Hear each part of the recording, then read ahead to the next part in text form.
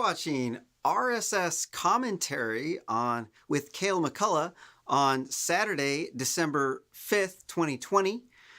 And today's top story, we got the dirt on the Nevada, Arizona, Georgia, and as an extra added bonus, Pennsylvania election fraud cases.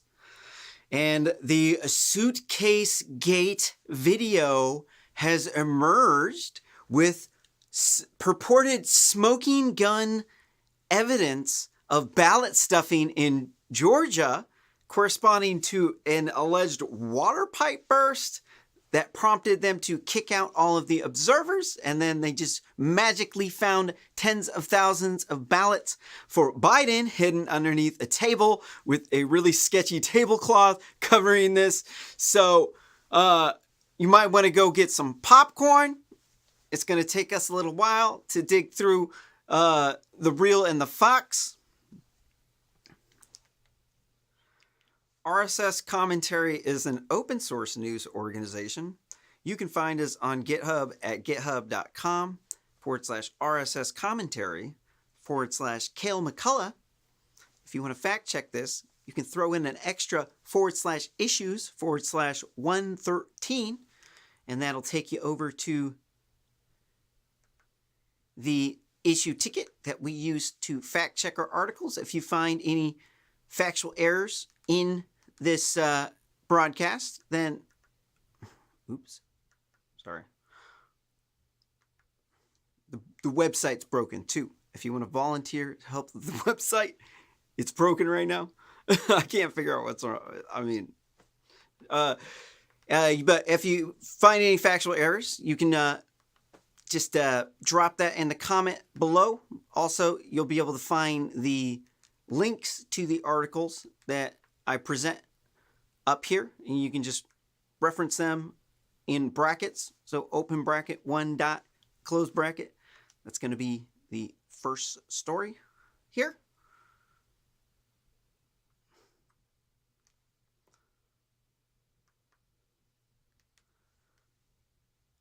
See, in our top story here from the Daily Mail, Giuliani presents video evidence of ballot stuffing from Atlanta to Senate Judiciary Subcommittee that shows Georgia officials clear the room and then unload, count votes without supervisors.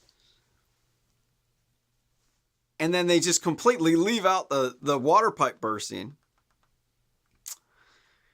Rudy Giuliani, America's mayor, traveled to Georgia on Thursday to present video evidence of alleged ballot stuffing in the state in front of Senate Judiciary Subcommittee. The clip taken from the State Farm Arena purportedly shows people taking out at least 4 boxes of ballots from underneath a table and then counting them. And they kind of look like suitcases, so that's why it's called Suitcasegate. According to Trump's legal team, there's no election supervisor present. There was no election supervisor present. There are an estimated 6,000 ballots in each box, which is accurate, would be amount to 24,000 potential votes. And Trump lost by less than that. So if those ballots were indeed fake, then it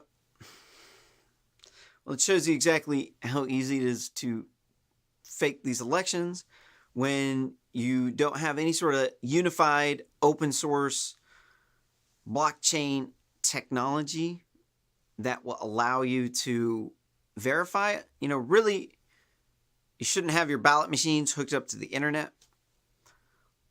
Really, we should be printing out all of these ballots on paper. And if you do get an absentee ballot, you should have a ballot.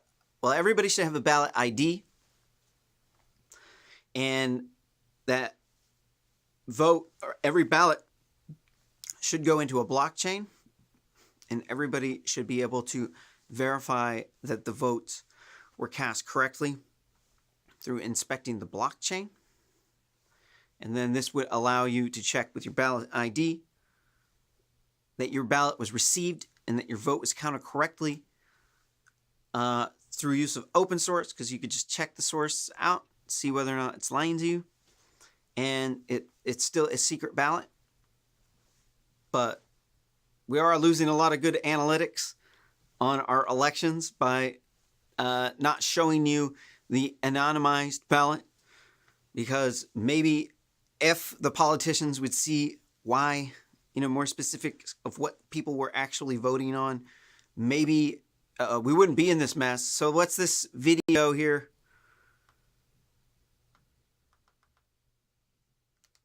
We got to check it out over here.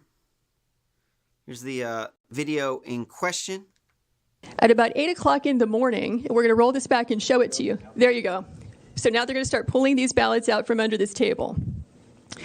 This table, the black one, was placed there by the lady with the blonde braids at about 8:22 a.m. in the morning. So she put that table there.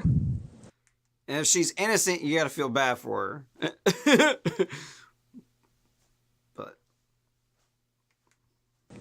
So the same person who's staying behind now, the same person who cleared the place out under the pretense that we're going to stop counting, is the person who put the table there at 8:22 in the morning. Yeah, I saw 4 suitcases come out from underneath the table.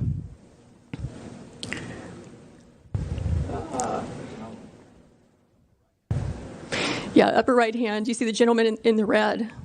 So he just pulled one out.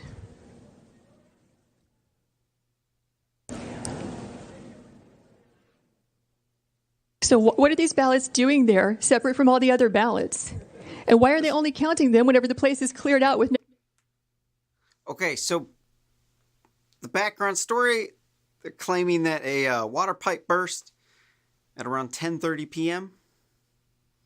And so they had to kick everybody out to do some maintenance, and then this stuff's going on at the same time?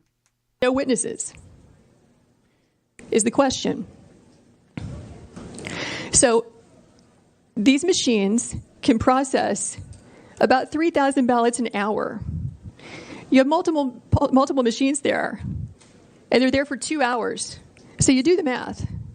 How many ballots went through those machines in those 2 hours when there was no one there to supervise, to be present, consistent with your statutes and rules, to supervise the tabulation?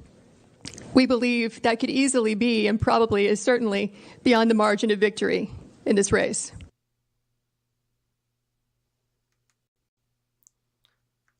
Well, I don't know. It looks pretty suspicious. So, first off, the ballots weren't with the other ballots. So, let's look a little bit more into what happened.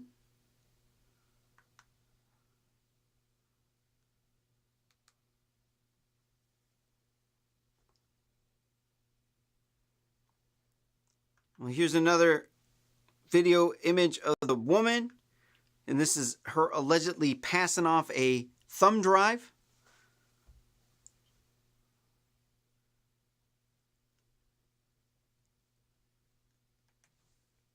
All right. So I'm an expert at this. I used to sell psychedelic drugs at rave parties, and oftentimes there would be cops there, and I would be high as fuck, and I just wouldn't give a fuck, and we would just be ninja about it. And so I've passed off a lot of money and drugs in front of people that were trying to kick me out of the party because they knew what I was doing, and I was able to go away with my pocket stuffed with cash. So that definitely is a good ninja move. All right, there's something. She was pretty good with that. She hit that pretty good. I'm gonna have to say I'm gonna give her an A+ for the pass off. That was actually fairly good. She must have practiced that one a lot, actually. I don't know. It looks pretty sketchy to me, if you ask me. I'm gonna let you decide. Why don't you leave a comment right down below. Do you think she's passing off a thumb drive to some people with some fake voting data on it?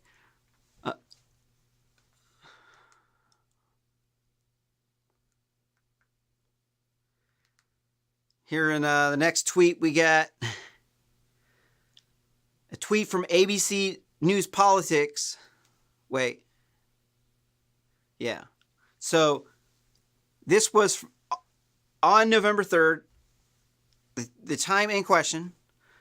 ABC News tweeted out, and we're on Twitter right now. So today's December 5th at 10:48 p.m. and the tweet was on November 3rd. That's the day in question. That's when the quote-unquote water pipe burst. It says, new in all caps, the election department sent the ballot counters at State Farm Arena at Atlanta home at 10:30 p.m. Regina Walter, the Fulton County Public Affairs Manager for election, tells ABC News. So that is very strong evidence that that this indeed actually happened, that they sent these people home. And so all the fact checkers are going nuts. So look, you got to understand the mentality of a journalist, okay? I am not I've never went to journalism school. I'm a software and computer engineer who runs a startup company. And so I'm doing YouTube for fun. And then I got into journalism, and I know, a few things about, having to like check your facts and your sources and the legal repercussions of not doing so, and what you got to do to hit these viral trends with these videos. You got to hit these upload cycles, and so they got to chase all these stories, and they got to be the first one to fact check them and say, nope, this one was bunk, or this one was legit, because they have a lot of them, especially the ones that are putting out the free articles, that you have to, for companies where you have to put out X free articles to get Y subscribers or Z advertising money.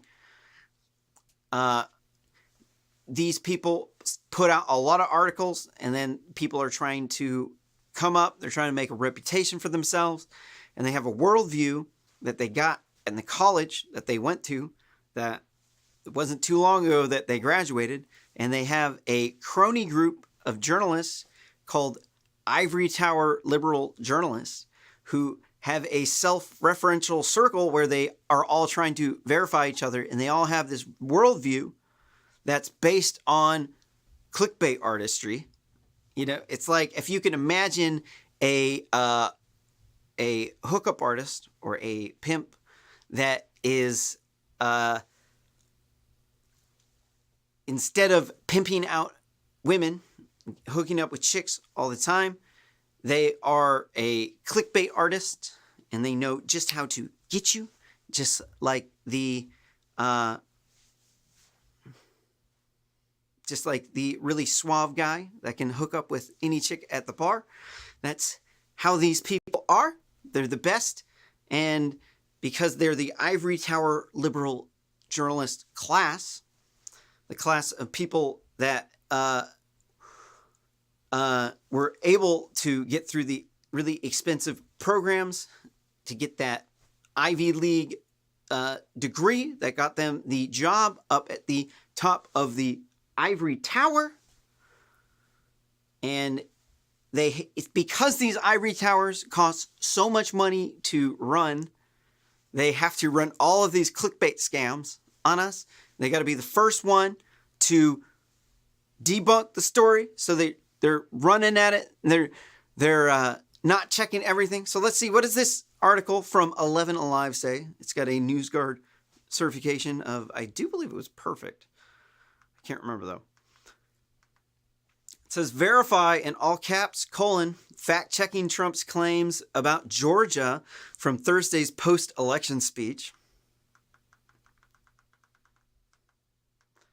It says, President Donald Trump, the king of memes, held a press conference on Thursday as key battleground states were continuing to count their ballots.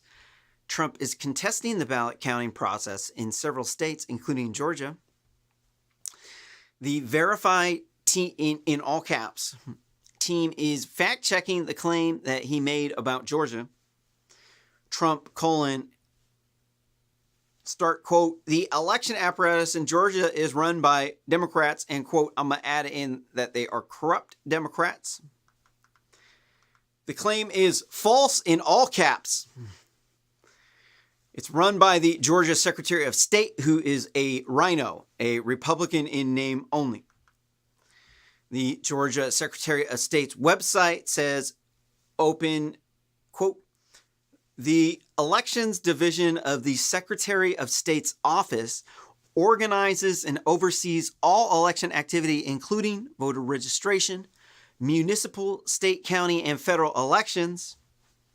The Georgia Secretary of State is Brad Ramsberger, who has been a rhino dating back to at least to his time in Georgia House of Representatives from 2015 to 2019. So he definitely is pretty new to politics. He definitely doesn't have any sort of track record that he can back that claim that he's a Republican up. I am more Republican than that man. In fact, Trump endorsed him on Twitter in November 2018, and Ramsberger assumed position in January 2019. Source, Georgia Secretary of State website and Georgia House of Representatives website. Trump, and it's in bold, start that quote, in Georgia, there was a pipe burst in a fairway location. It was unrelated to the location of what was happening, and they stopped counting for hours, and quote, claim is false. The pipe that burst in Georgia created water leak that affected the room where the absentee ballots were being tabulated. No ballots or equipment were damaged, and repairs were completed in 2 hours. Okay, I've played enough spy video games to where this one's totally not flying with me. Okay, and don't discount the spy games analogies, because the Chinese Nazi Party is conducting cyber warfare operations against us, and they have been trying to hack our elections. We'd be a fool to think that they weren't successful when we switched our system over to this mail-in system. But I've seen enough movies and then I played enough spy games to know that typically whenever you see like some maintenance crew coming through, they're like, oh, you got a pipe that burst. All right. And then we got a maintenance crew, a bunch of whole people. Oh, nope. Yeah, I mean, we weren't scheduled to be here before, but the pipe burst, you know? And then next thing you know, they're like, they got the caps on and they're doing the work. Next thing you know, you got like 6 ballots full of votes, all for Biden, hidden underneath a desk with a sketchy looking tablecloth on it. So patently, this fact check's just absurd. You're like, okay, oh no, there's a pipe that burst. We had to bring in the repair crew. You guys got to get out. And you're like, oh no. We asked the maintenance crew if they rigged the vote while they were there, and they said no. So no, they said no. No machines or ballots were affected by the fake ballots that we brought in when we were from the guys who were working for the Chinese military or the Bohemian Grove group of people, the ones that are alleged to be the people behind the QAnon conspiracy theory, because they do actually do mock child sacrifice there, and they do actually have presidents that have been members of this club in modern day. So it's not really actually that crazy if you look at that evidence and you're like, okay, well, maybe the rest of the crazy shit's a disinformation campaign. That happens. They do that. This could be a disinformation campaign. It'd be like, like could it even been just a spy that couldn't rig the election, and it's not a rigged election, but the spy still is trying to sow seeds of distrust, and that was all the damage they could do was to, they said some pipe. Let's look into it. I heard it was a toilet that was leaking. So the toilet was leaking and they had to kick everybody out because the toilet. I don't believe anything from these people anymore. They've lost all credibility, especially after me learning how these people work with this clickbait, how they got to be the first one on the story. And then what ends up happening is that there's the first one to get it wrong because they were the first one to open their mouth, and everybody was wrong about it at first.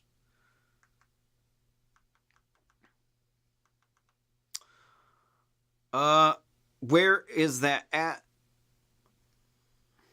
Sorry, this wasn't the article that I was expecting here. We're going to get back to this one here in just a little bit. Let's go through what is Sidney Powell saying about the election fraud. Let's look into the Kraken. What does Sidney Powell have? Kraken. Here's from the Sidney Powell lawsuit in Georgia. Section 5 says Smartmatic and Dominion were founded by foreign oligarchs and dictators to ensure computerized ballot stuffing and vote manipulation to whatever level was needed to make certain Venezuelan dictator Hugo Chavez never lost another election. Well, that's interesting. Here in Section 6, it says, as set forth in the accompanying whistleblower affidavit, the Smartmatic software was designed to manipulate Venezuelan elections in favor of dictator Hugo Chavez. Smartmatic's and then here's a quote or something. Oh, this is part of the whistleblower's affidavit. It says Smartmatic's electoral technology was called the Sistema de Gestión Electoral, the electoral management system. Smartmatic was a pioneer in this area of computing systems. Their system provided for transmission of voting data over the internet to computerized central tabulating center. The voting machines themselves had a digital display fingerprint recognition feature to identify the voter and printed out the voter's ballot. The voter's thumbprint was linked to a computerized record of that voter's identity. Smartmatic created and operated the entire system. Here in Section 7, it says a core requirement of the Smartmatic software design was the software's ability to hide its manipulation of votes from any audit. As the whistleblower explains, Chavez was most insistent that Smartmatic design the system in a way that the system could change the vote of each voter without being detected. He wanted the software itself to function in such a manner that if the voter would have placed their thumbprint on the fingerprint scanner, then the thumbprint would be tied to a record of the voter's name and identity as having voted. But that voter would not be tracked to the changed vote.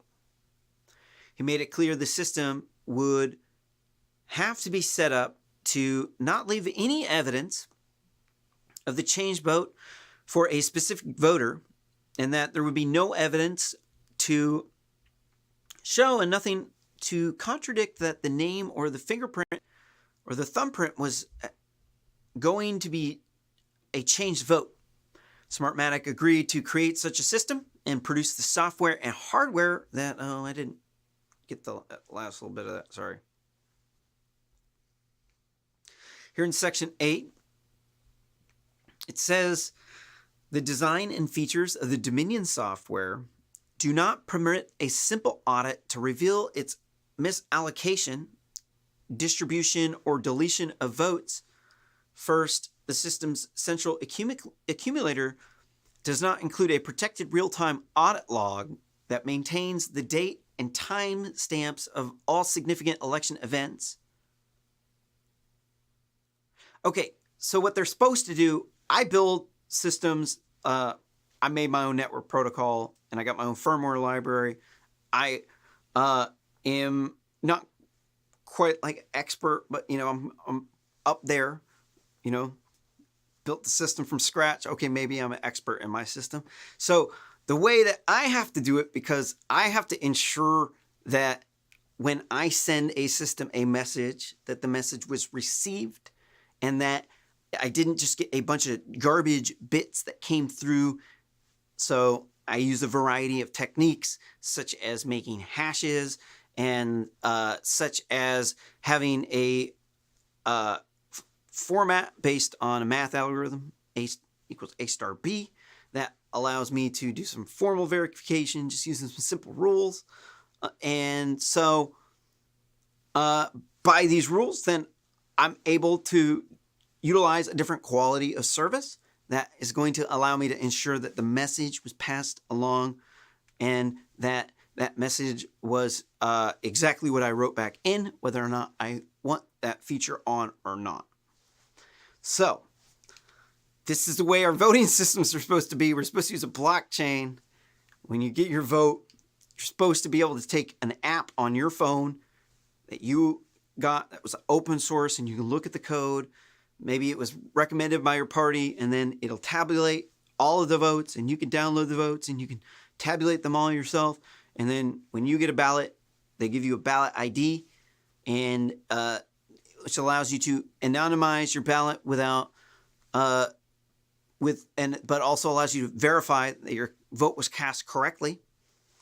And if we all did this and checked up on our ballot, then they would not be able to hack the election, because we would be able to download the source code and inspect that the code was indeed actually the code that we were looking for. It would be a lot more difficult to hack an election like that.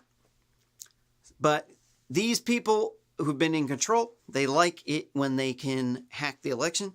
And these aren't revolutionary things that I'm talking about. This is kind of standard stuff, like in the in networking protocols with different quality of service levels. And it's not that new.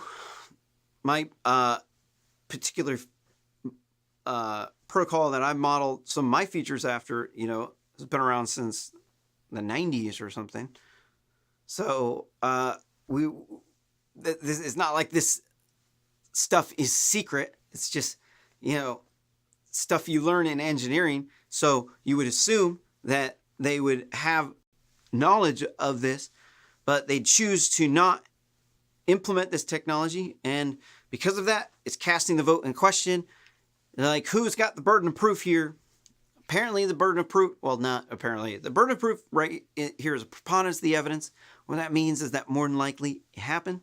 So they got to prove that more than likely stuff's going on. Right now, it's just an allegation. Let's keep on reading farther in here. It says, essentially, this allows unauthorized users the opportunity to arbitrarily add, modify, or remove log entries, causing the machine or log entries and events that do not reflect actual voting tabulations. More specifically, they do not affect the votes or the will of the people. Okay, and so what I was saying with my protocol, when I put something into the machine, I got to send it a message.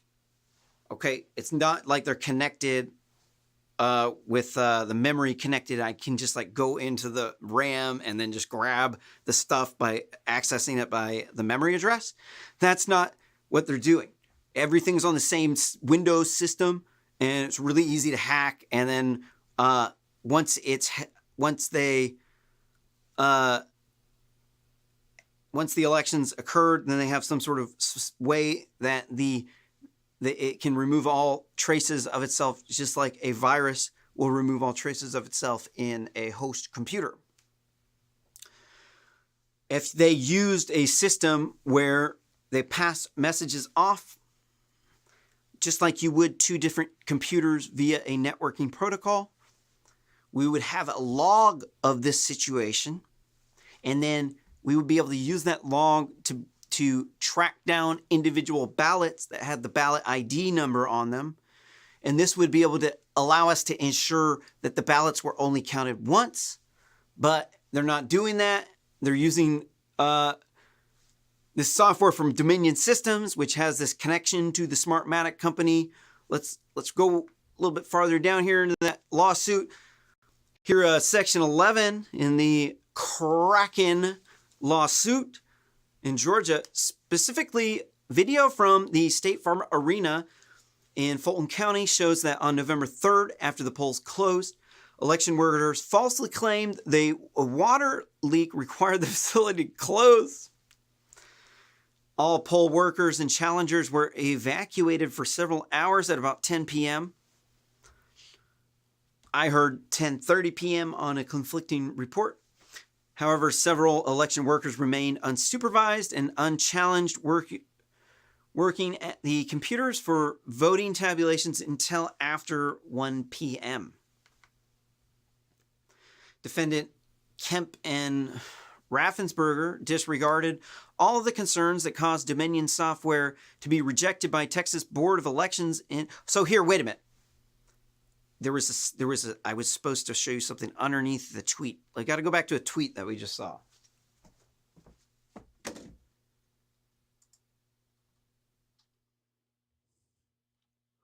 Oops. Sorry. Let me,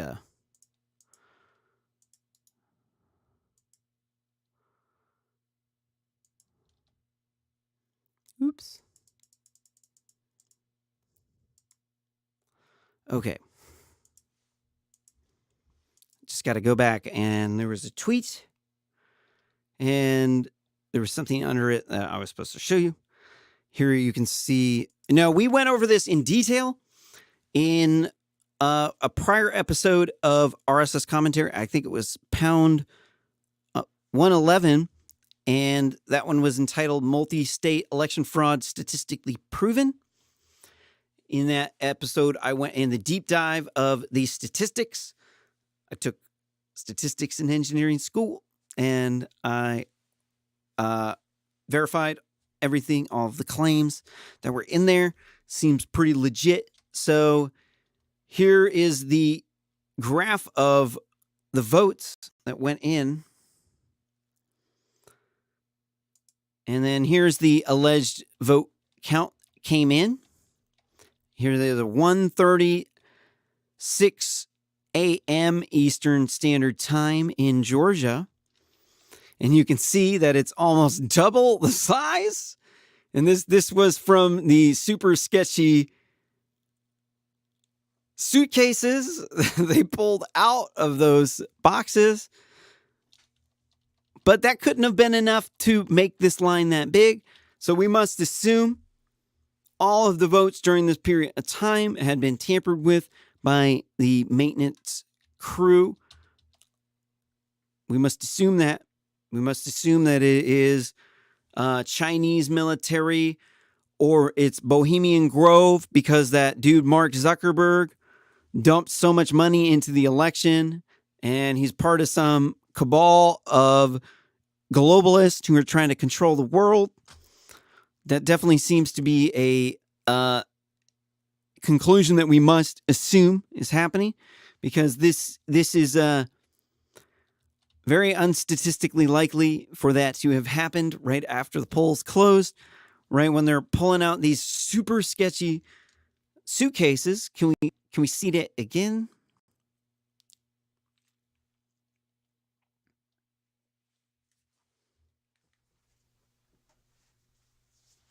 Here, we're gonna check that out again. At about 8 o'clock in the morning, we're going to roll this back and show it to you. There you go. So now they're going to start pulling these ballots out from under this table. This table, the black one, was placed there by the lady with the blonde braids at about 8:22 a.m. in the morning. So she put that table there. Okay, that doesn't match the time. I keep hearing conflicting stories of the times that they're saying these events happened at. I'll hear one of them will say it like, okay, so they kicked out the people at 10:30 a.m. and then this allegedly is saying 8:30. Same person who's staying behind now, the same person who cleared the place out under the pretense that we're going to stop counting, is the person who put the table there at 8:22 in the morning. Yeah, I saw 4 suitcases come out from underneath the table. Or she put it there in the morning and then this stuff happened at night because it sat there all day?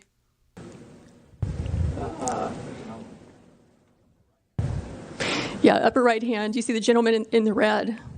So he just pulled one out.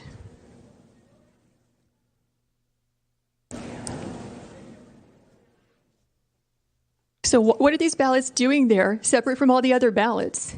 And why are they only counting them whenever the place is cleared out with no witnesses? Is the question. So these machines can process about 3,000 ballots an hour. You have multiple machines there, and they're there for 2 hours. So you do the math. How many ballots went through those machines in those 2 hours when there was no one there to supervise, to be present, consistent with your statutes and rules, to supervise the tabulation? We believe that could easily be, and probably is certainly, beyond the margin of victory in this race. That's pretty sketchy, man. Definitely warrants looking into. I know, man, most of my friends on Facebook are like, you crazy, bruh. I don't know, man. Let's look again. Because we're right here. We also got the video. Check, is this woman, is she actually passing off a USB thumb drive? You gotta, like, check it out.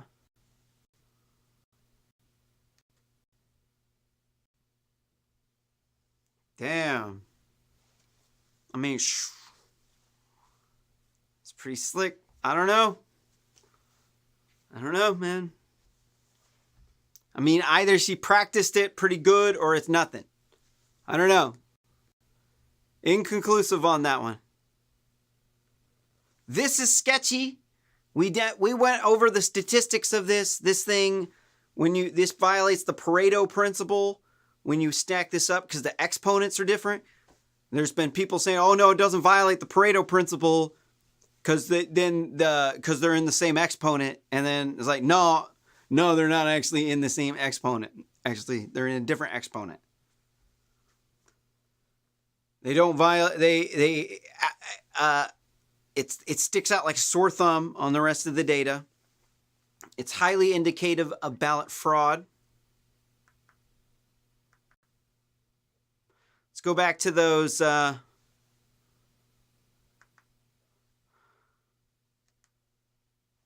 Here's claim 13 from the Kraken. Defendants Kemp and Raffensperger disregarded all concerns that caused Dominion software to be rejected by the Texas Board of Elections because they're a lot more sane and rational down there in Texas. In 2018, namely that it was vulnerable to undetected and non-audible manipulation. And don't they make these machines in China too? An industry expert, Dr. Andrew Apple, Princeton professor of computer science and election security expert, has recently observed with reference to Dominion voting machines, quote, "I figured out how to make a slightly different computer program that just before the polls were closed, it switches some votes from around one candidate to another. I wrote that program into a memory chip, and now to hack the voting machines, you just need 7 minutes alone with the screwdriver." Oh, I mean, yeah, I'm a software and computer engineer. I could probably do the same thing that he's doing, although he's way better at it than me, obviously. Here's section 14. It says, as explained and demonstrated in accompanying redacted declaration of a former electronic intelligence analyst under the 305th Military Intelligence with experience gathering SAM missile systems electronic intelligence, the Dominion software was accessed by agents acting on behalf of China and Iran in order to monitor and manipulate elections, including the most recent U.S. general election in 2020. This declaration further includes a copy of the patent records for Dominion systems, in which Eric Comer is listed as the first in the inventors of the Dominion voting systems. Expert Naveed Khosrowshahi, hey, I said it right the first time, right? Yeah. Explains the U.S. intelligence services had developed tools to infiltrate foreign voting systems, including Dominion. He states Dominion software is vulnerable to data manipulation by unauthorized means, and he permitted election data to be altered in all battleground states. He concludes that hundreds of thousands of votes that were cast for the king of memes, aka Donald Trump, in the 2020 general election were transferred from former Vice President China Joe Biden.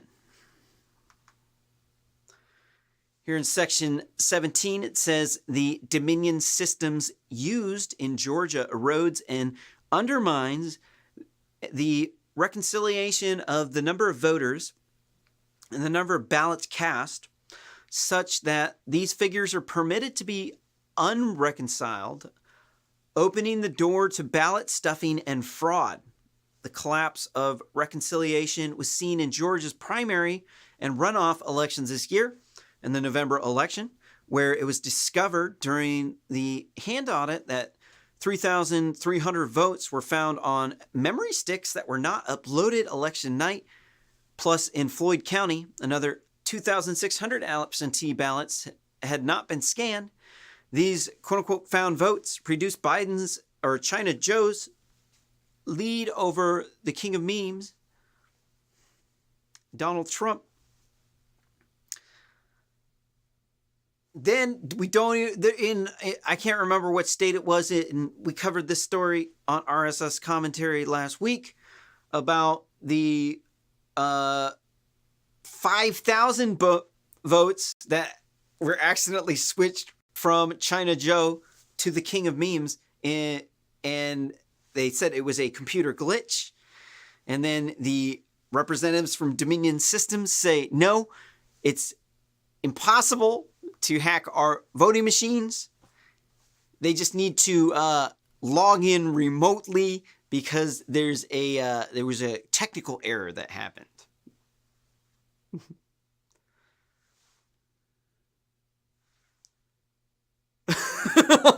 You can't even make this stuff up, can you?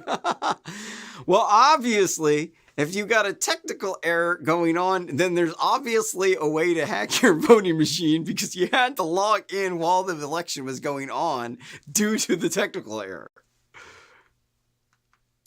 Here in section 111 of the Kraken, an analysis of the Dominion voting software system by a former U.S. military intelligence expert concludes that system and software have been accessible.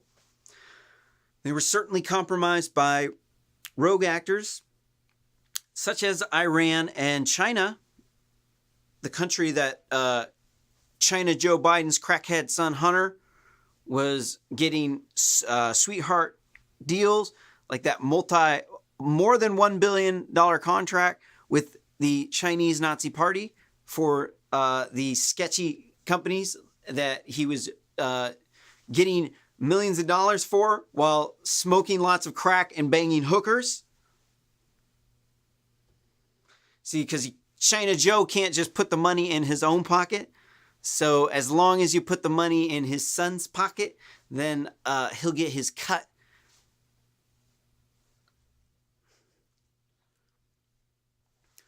By reading on in the section 111, by using servers and employees connected with rogue actors and hostile foreign influences combined with numerously easily discoverable leaked credentials, Dominion neglectfully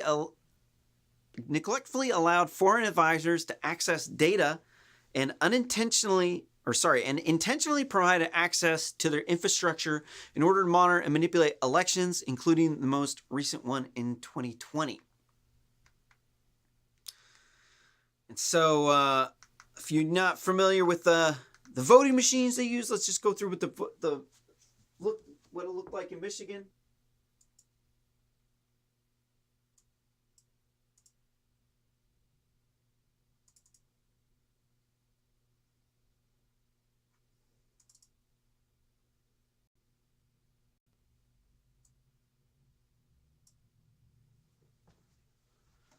And as you can see here, you got some fractional votes going on. And what this ends up being is, let's check this. We got to fact check this. So what is it?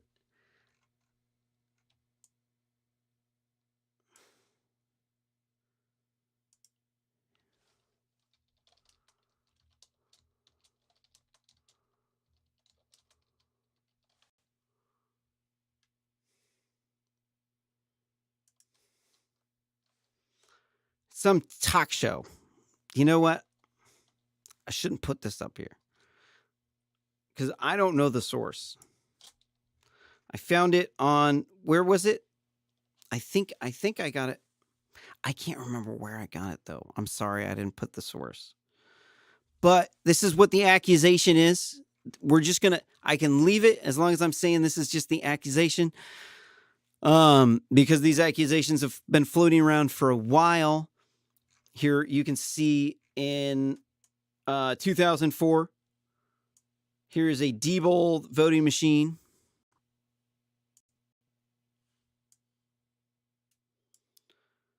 From blackboxvoting.org in 2004. And you'll see they have fractional votes. Bush Cheney got 95,126.02 votes. Kerry Edwards got 120,360.63 votes.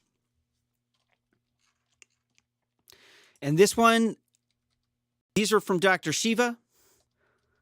These are from the Michigan elections, and he compared the percents of Republicans in each precinct compared to whether or not you voted straight ticket for Republicans, how far away for the people who didn't vote straight ticket, how they voted. So, and what he found was the more Republicans in the area, the fewer votes Trump got, and they were in this nice straight line. And they're supposed to look like an ellipse. It's supposed to go up in the middle. All the rest of the counties, I'm missing that image right now.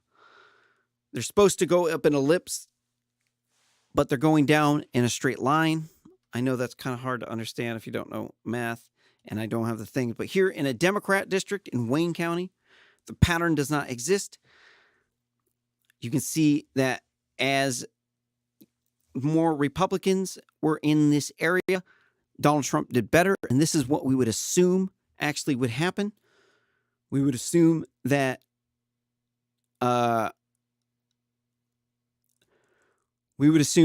more Republican areas, Donald Trump would do better. But instead, in Oakland County, didn't happen. Biden got a 40,000 lead. Macomb County, Biden got a 33,000 lead. Kent County, it was 45,000 lead. That's enough to swing the election right there. And then the one county it doesn't happen in is Wayne County. And these are the alleged source. From this right side, if anybody can try to find these people, fact check it down below. Always check your sources. Never believe some wingnut on YouTube. I'm definitely, until I prove myself to you, still at wingnut status. Until I prove myself. So you must default that dude's a lunatic, but I'm going to tell it to you straight. I'm not a liar. I fancy myself on facts and stats. And what this is showing is that there are fractional votes. There are 0.66 votes here, 0.664 votes here, 0.386 votes. And I'm calling for a fact check down below. Throw it down in the comments or at github.com/RSS commentary /Kale McCullough /issues /113. I know that's a mouthful. That's where you can drop the fact check or down below in the comments. And shoot. So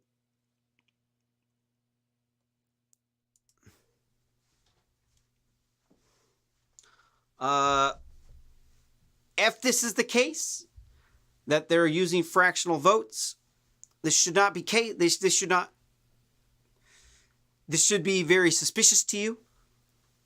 I wrote the world's fastest integer printing algorithm, and I know a lot about printing floating point numbers, about how the math works inside of them, especially when you're doing repeated additions and multiplications. It can cause errors in the floating point number. And if they are using votes that are not 1, it would not cause this error. So inside of a floating point number, you have a bunch of bits. The lower bits are called a mantissa. Then you have an exponent, and then you have a sign bit at the end. And you can't store them all in a 32-bit floating point number because that would only be 21 bits. You can only store 8 million votes. 22 bits, and you could store 8 million votes. Hold on. 32 minus 9 is what? 23. Yeah, so 8 million votes. So you couldn't do that in a 32-bit number. You'd have to use a 64-bit floating point number, in which case your mantissa, it would be 52 bits. And inside of 52 bits, you could store a lot of votes. You'd never run out of votes. You'd never get this fraction that they're doing. There's no way that a machine running floating point numbers, I've built these circuits myself from scratch in engineering school to do the arithmetic logic unit.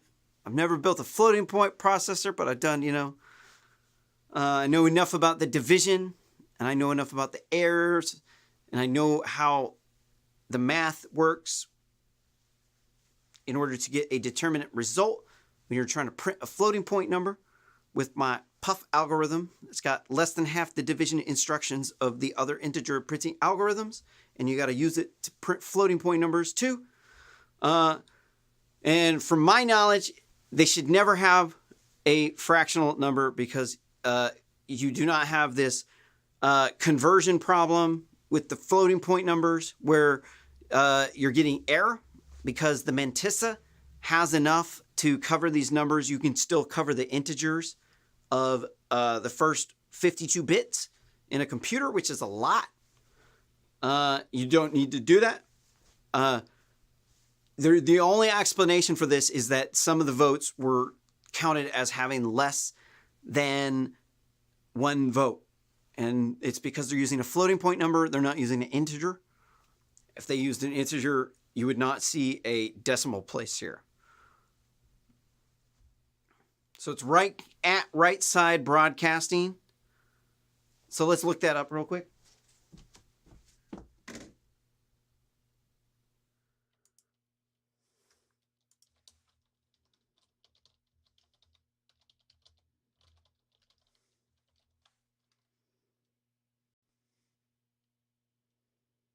So it's a conservative American news and opinion site.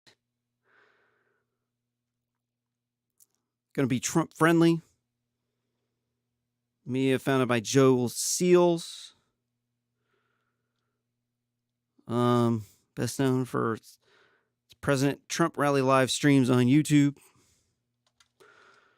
So there's probably enough for most people who would watch this, who like Trump, to believe them.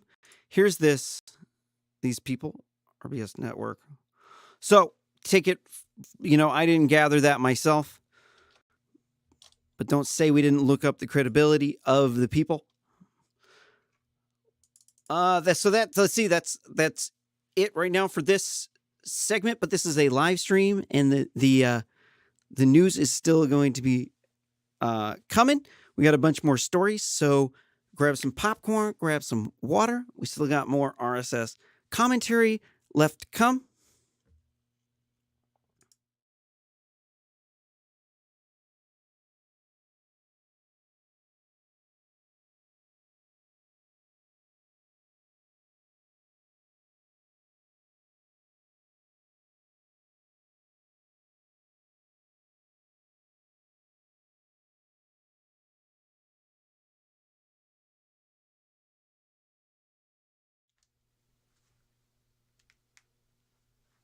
In this next story from The Observer. Wait, hold on. Sorry.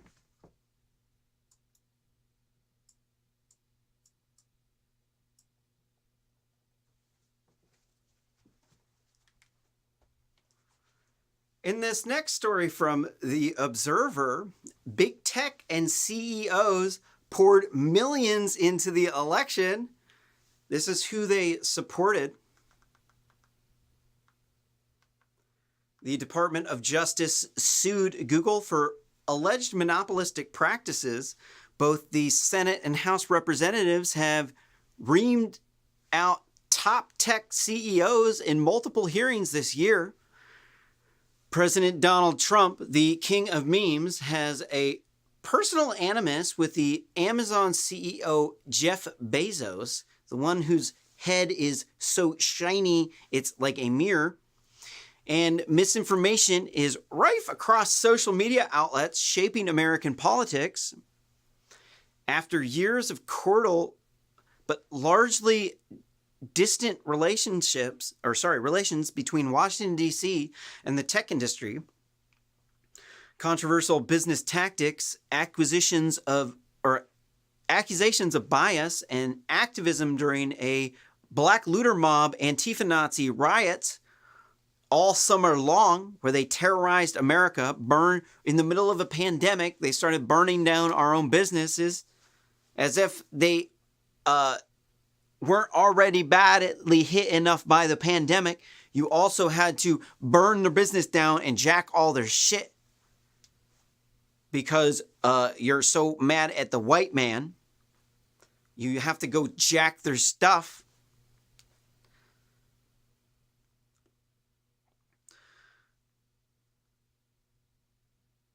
So the Black looter mob, Antifa Nazi, have put giants of Silicon Valley, have become front and center in American politics. It's because they controlling all our speech up on the internet. I was suspended on Facebook for the past 3 days because I said to someone, "Why you always got to be a punk bee?" And, the female dog, because these people hate female dogs so much. I don't understand. What is y'all's problem with the female dogs? Why is there so much hate towards them? They're so cute.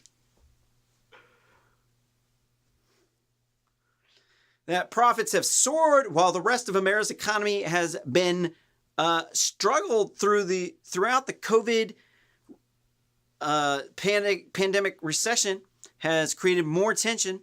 It's also allowed big tech companies and their executive to spend a whole lot of money on Tuesday's election. It is insane how much money they spent. Below, we'll dive into big donations from these companies and their employees and their CEOs, which have soared past $50 million in this election cycle. Here, Alphabet, the parent company of Google and YouTube, They donated $1 million to Joe Magoo Biden, a.k.a. the streaking White House groper, the one that the Secret Service agent had to be restrained from when he groped his girlfriend at a White House event. China Joe, the one with the crackhead son that takes all the money from China and the, where was the Ukrainian energy firms? I think was that. I can't remember off the top of my head. Google's parent company is one of the, Alphabet is one of the largest corporate donors during the 2020 election cycle.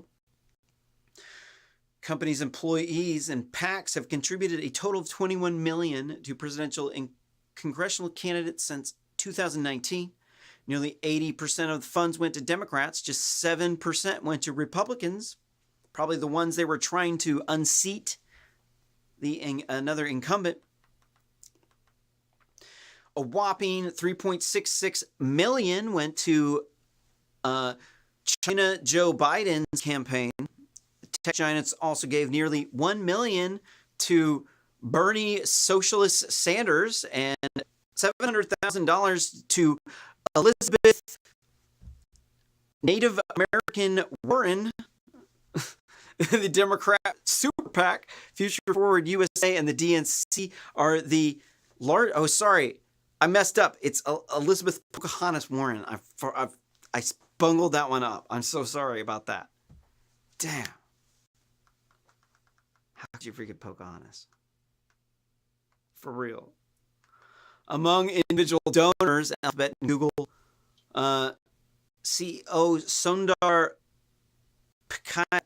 Pichai contributed a total of $10,000 through 6 donations to Google's PAC. And Google co-founder Larry Page made $5,000 one-time donation in late 2019.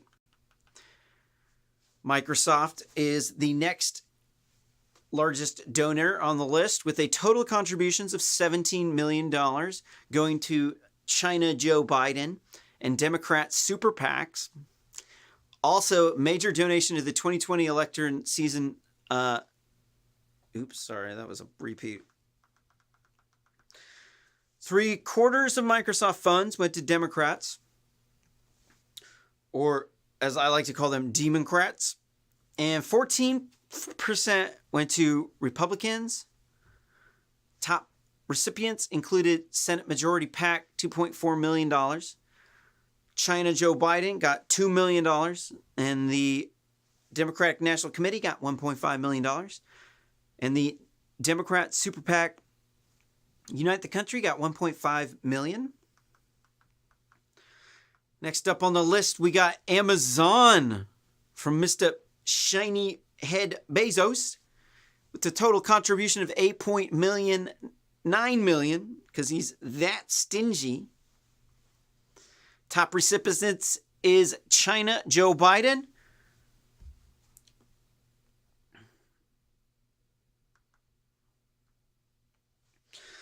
These donations were made through individual and PAC donors to federal candidates.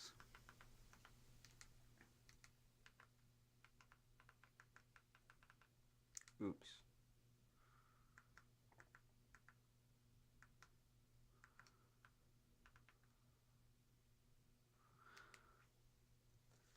So Amazon's PAC contributed over $1 million to the total spending, including $5,000 donation from CEO Jeff Shiny Bald-Headed Bezos.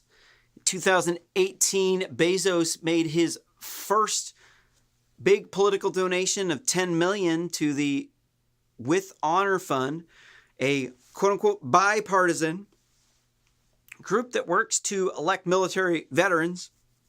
I'm not really sure why they say bipartisan instead of nonpartisan. This should be a red flag if they say, no, it's bipartisan. That does not mean that it's nonpartisan. Right? You got to parse the words from these snake oil salesmen very carefully, and you will see that they are indeed selling you snake oil. But they're helping veterans allegedly, but a lot of snakes hide behind stuff like that. I don't know anything about those people, though.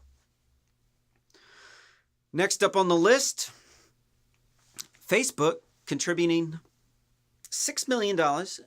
Top recipient is China Joe Biden. More than 92% of the funds came from individuals, mirroring Google's, Microsoft's partisan splits. Facebook spent nearly 80% of the funds on Democrats, only 10% on Republicans. China Joe's campaign alone received $1.3 million from the social media monopoly, followed by Bernie Socialist Sanders, who received $249,000. The DNC received approximately $347,000, while the RNC and top Republican beneficiary got $216,000.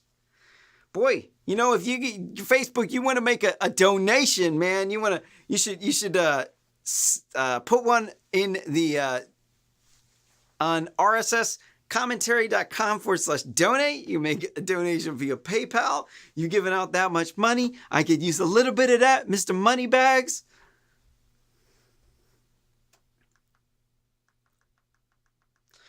Next up on the list, we got Apple. Total contributions, $5.7 million. Top recipient, China Joe Biden. Apple doesn't have its own PAC, but the company's employees and their family members contributed about $5.7 million in the 2020 election cycle. Nearly 80% of the money went to Democrats, and a paltry 4.3% went to Republicans. About it, probably what they did give was to unseat someone else or to primary someone who was not going along with the party line. About a quarter of the funds, $1.4 million, went to China Joe. Bernie Socialist Sanders and the DNC trails as the third largest beneficiaries, receiving $389,000 along and with $295,000 respectively. CEO Tim Cook has not donated to any charities this year, but he did give $236,100 to help Hillary email server Clinton in 2016. So that's just Tim Cook's MO. He's stingy. Why on earth would Tim Cook donate to charity? Dude, he's just stuffing mad cash in his pocket. He doesn't care about you. He just wants your money. He just wants you to be a fanboy so he can take advantage of you and rip you off on overpriced hardware that and software that is not as interoperable or as high quality as competing options. Yes, whenever you close off your ecosystem, you do get lower quality, you get less competition, you get less options. Customer has to pay more and get less. But you got to give it up to Apple. They did drop that monopolistic, draconian 30% Apple App Store fee. They dropped it down to 15%. So credit where credit is due. He's ripping us off half as much as he used to. Next up on our list, we got Netflix. Total contributions, $5.42 million. Top recipients, Democrat super PACs. Like Apple, Netflix also doesn't have a PAC, yet its employees and their family members contributed $5.42 million in the 2020 election cycle. More than $3 million of the funds went to Senate Majority PAC. Other top recipients include Tech for Campaigns. That was $425,000. China Joe Biden got $387,582. Democratic National Convention got $314,427. Netflix related donors also gave $58,160 to Bernie Socialist Sanders and 42,129 to Elizabeth Pocahontas Warren. Co-CEO Reed Hastings has been a huge Democratic Party booster this cycle. In September, he donated $1 million to Senate Majority PAC, the party's main U.S. Senate fundraising vehicle, along with another $1 million in June. Hastings has also been very supportive of the Vote Vets, a PAC supporting military veterans, running for office as Democrats. So they like to hide behind the veterans in order to get votes, but not all veterans, just Democrat veterans, because that's the only veterans that count to these people. That's all they want to help. If you're a Republican veteran, no, out the door, bro. We're just using you veterans in order to get people to vote. So, out.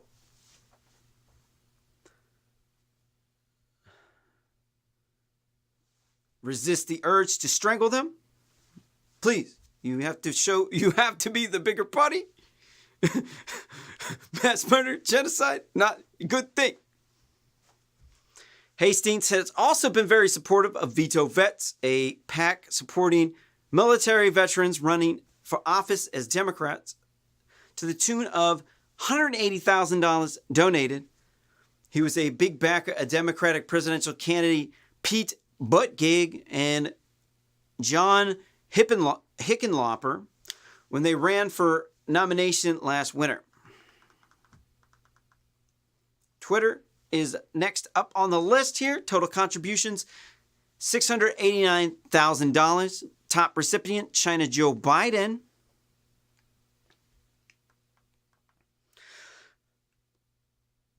Of that, China Joe received $157,000. No other candidates received outsized donations. Elizabeth Pocahontas Warren and Bernie Commie Sanders also each received between $30,000 and $46,000 in donations. And is that it? Whew. So, obviously, these people are heavily biased. They don't like Republicans. Honestly, we don't like them. So, feelings mutual. They like to suppress our views, but even when they try to suppress our views, they can't, because our content is way more engaging. When we criticize, it can burn and sting when you are emotionally attached to being right, because it is just so good and real. It just hits that bullseye. Bam! Right in the trigger button. Next thing you know, you got these feminists just screaming. Just yelling and screaming.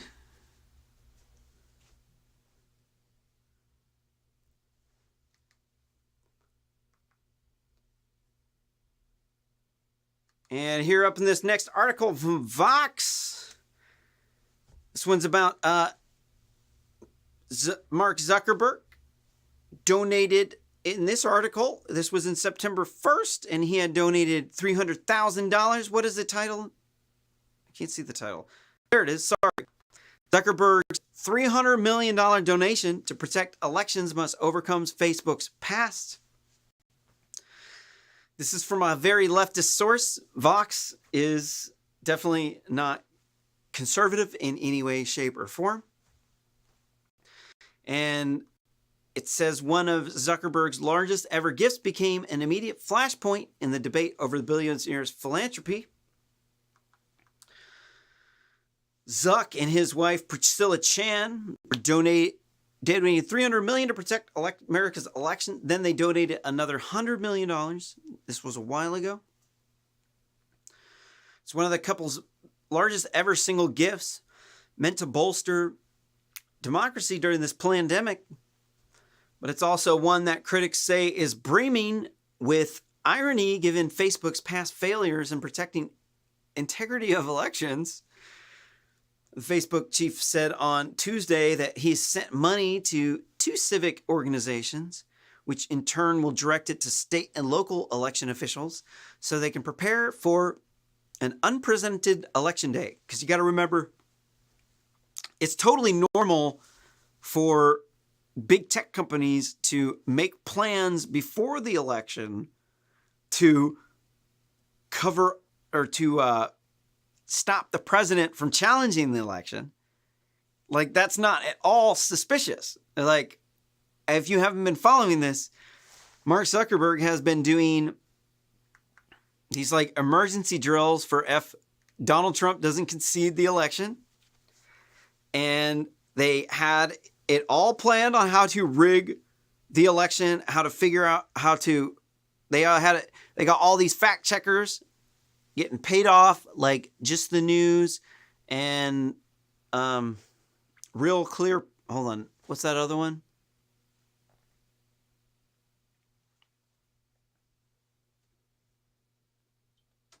Can't remember. We're going to deal with them a little bit. But people, they think they're like, oh, we just, USA Today said, oh, we fact checked it.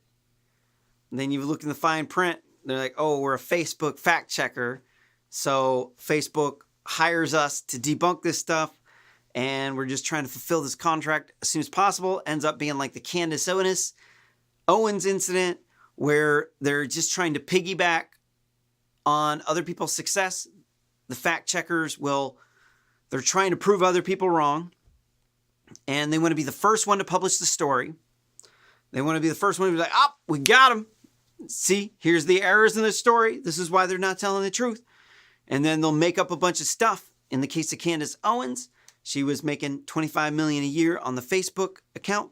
And then they put out all these lies about her, and she sued them, and she won. She sued the fact checkers, not Facebook. And she won. So the fact checkers aren't these like innocent angels that have your best interest in mind. They're clickbait artists, and they work for an elite ivory tower liberal journalist class that they are just trying to make money off you.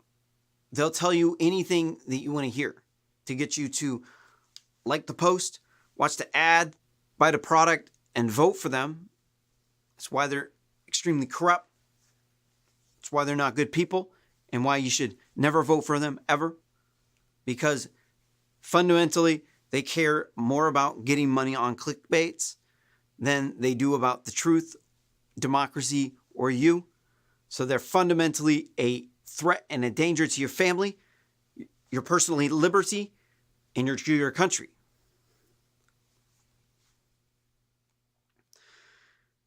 The Facebook chief said on Tuesday he had sent the money to 2 civic organizations, which in turn will direct it to state and local officials so they can prepare for unprecedented election day.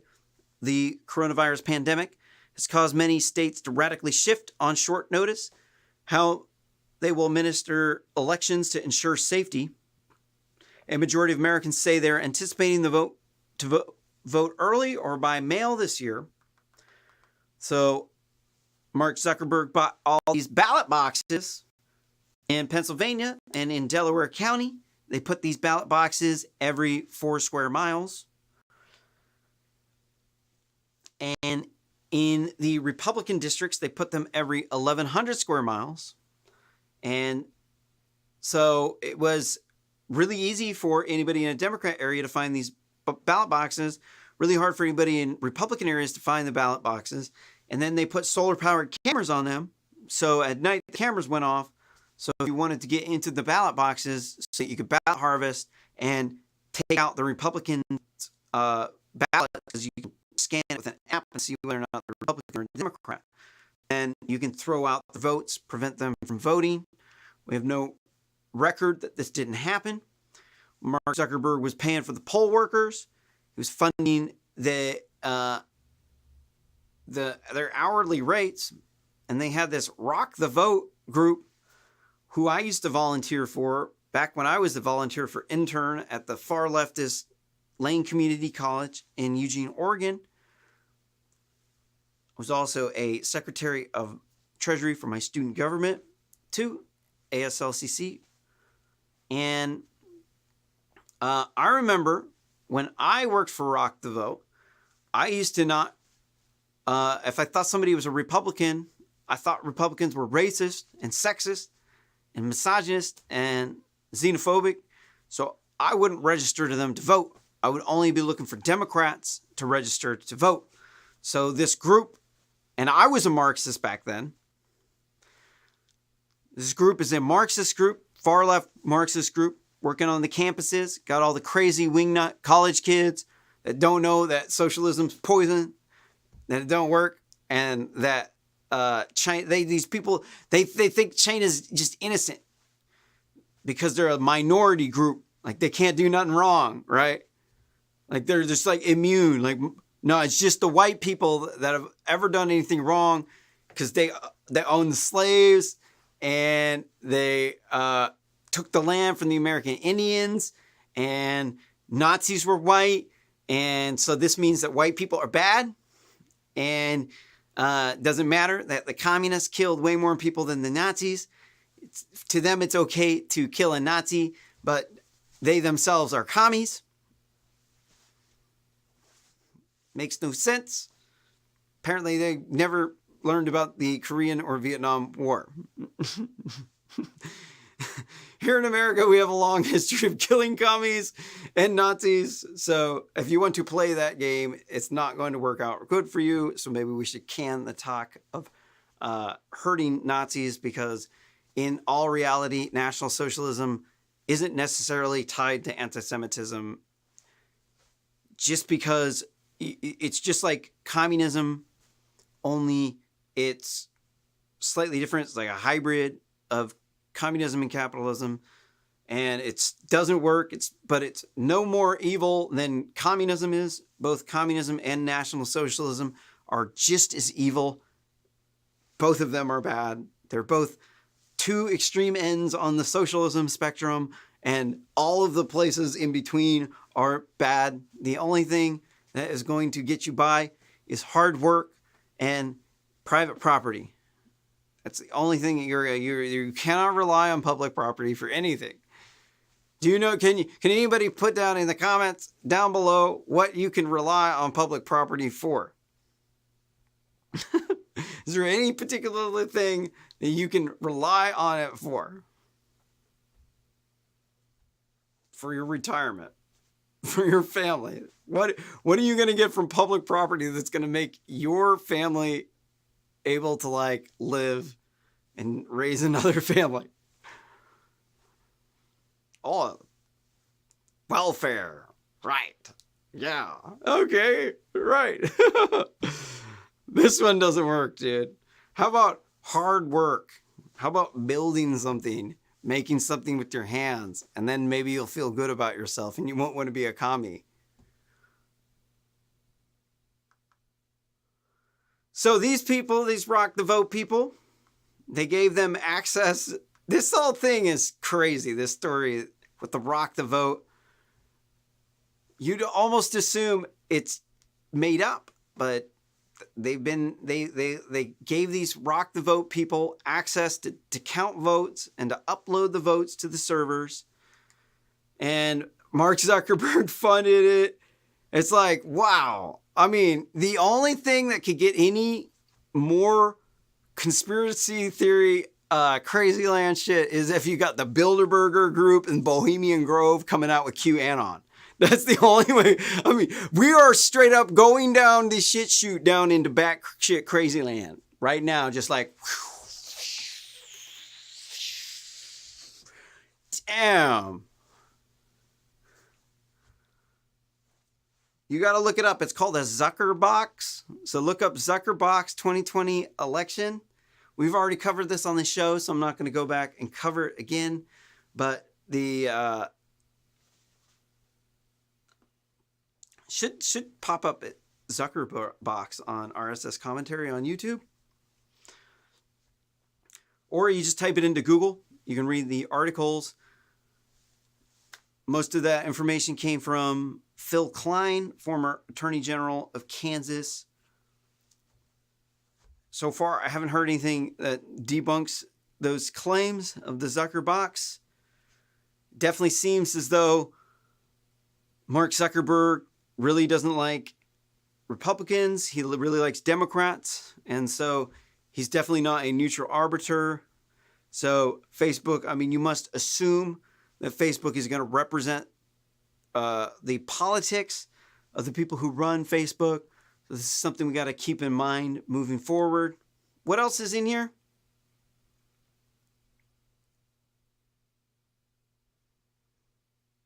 All right, that's it for this portion of the live stream. Stick around. Live stream's not over. Coming up, we got some more RSS news and political commentary coming up. So don't forget to smash that like button if you like this content. If you thought it sucked, hit that dislike button. Say this stinks. You're stupid. This sucks. This is why I'm right down below. And then we'll see whether or not who wins the flame war. Best way you can support RSS commentary to help us grow is to share this video on social media, as well to subscribe on RSS commentary on YouTube.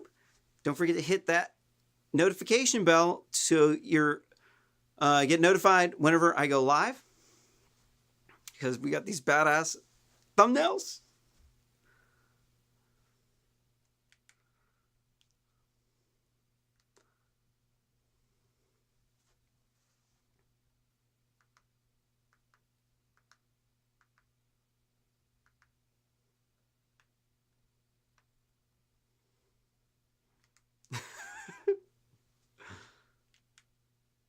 This next article from Nonsense Private Radio, backing Trump, some military officers spread conspiracies, urge martial law.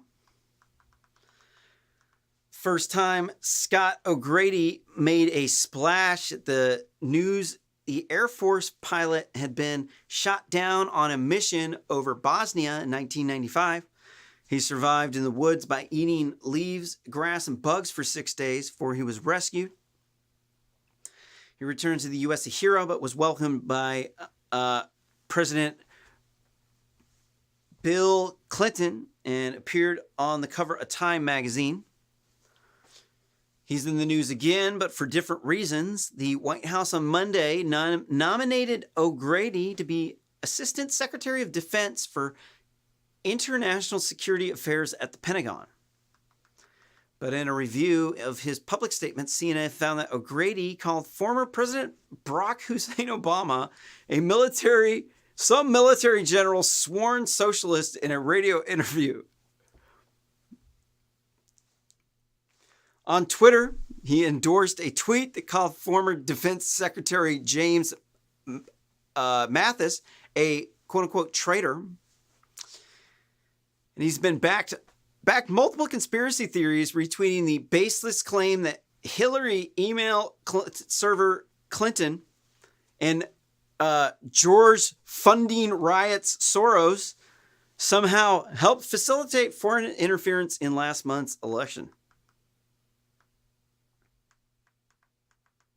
Who's this? O.J. Simpson, Unequal Justice, the pilot story. Here's that guy when he was on the cover of Time magazine.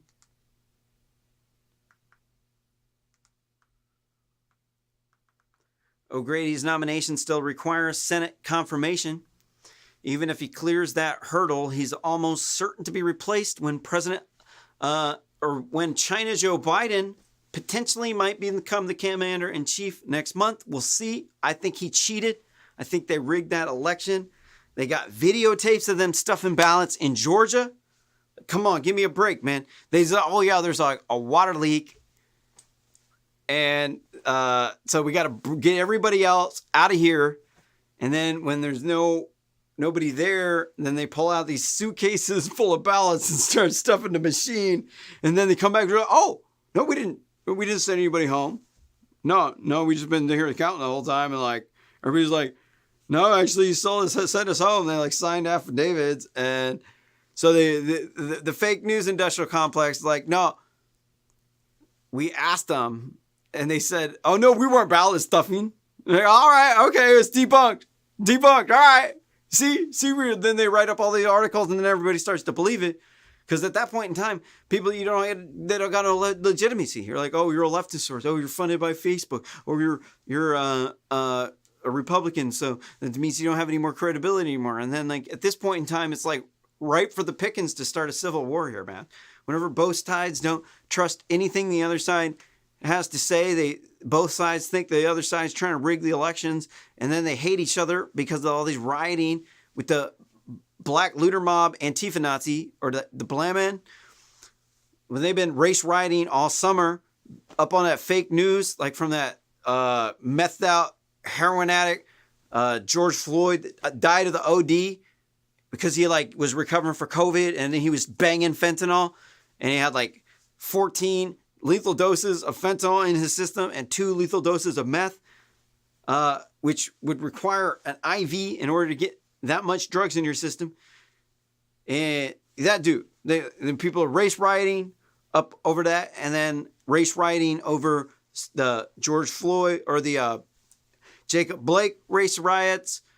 You had race riots almost every night of the year, causing millions and millions and millions of dollars in damages, up to billion. I think it might even have been billions. I don't know. I haven't looked at the total damage. If anybody knows the damage total, if you could just drop that in a comment down below. Don't know off the top of my hands how much damages it was. I'm presuming it's billions. Businesses don't just like recover just like that. They ain't got insurance on that stuff, man. Like they got to pay out. Like they're trying to, it's a pandemic, man. Like they barely even afloat even without your race riots. And then you start race rioting and burning down and looting their businesses. And then it kind of puts some people out of business. I mean, I know this is completely obvious, but apparently other people don't understand the entire concept of not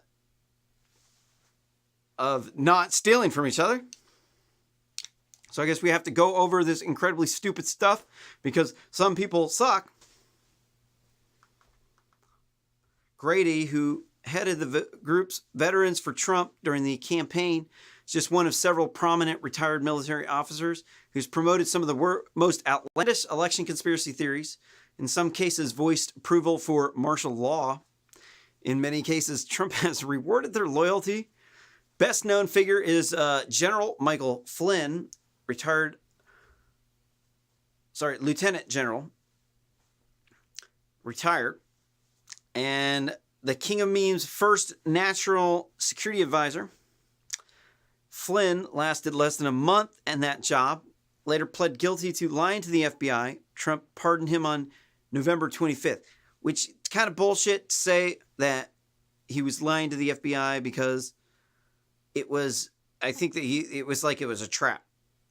They set him up, they targeted him, they made it so that what he said, I mean, she said it in his normal life, like, yes, he actually did do that, but no, it wasn't for any sort of nefarious or criminal meanings. It wasn't lacking candor, that he was set up so that he would answer that question that way. And then he just admitted, he said, yeah, that happened.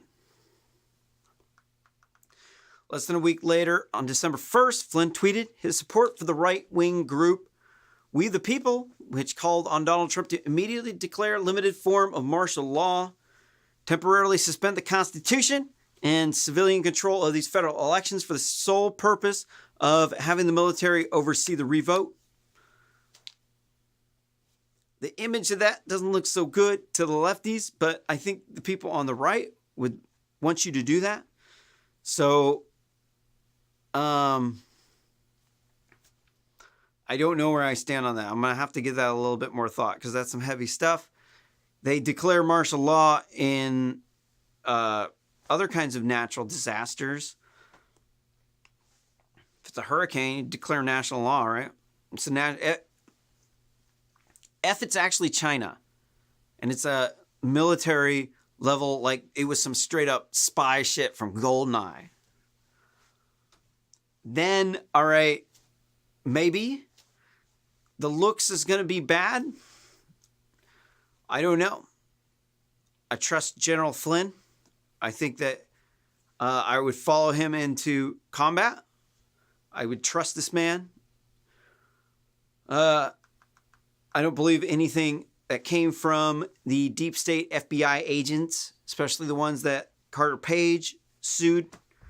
Those people were pretty deep state. Most people think deep state's like some quack conspiracy theory because up on Wikipedia, anything they don't like, they label as a conspiracy theory because they're trying to marginalize you. People don't understand that Wikipedia is not legit. It's not. So here's a tweet from General Flynn. Hashtag We the People, at Sidney Powell 1, at LL Wood, at Dan Shavino, at Lou Dobbs, at Maria Baltomero, at Mark Levin Show, at Lofty 727. Got a press release. We the People Convention, WTPC, called for president to invoke limited martial law to hold new election. In full page Washington Times ads, if legislators, courts, and Congress do not follow the Constitution.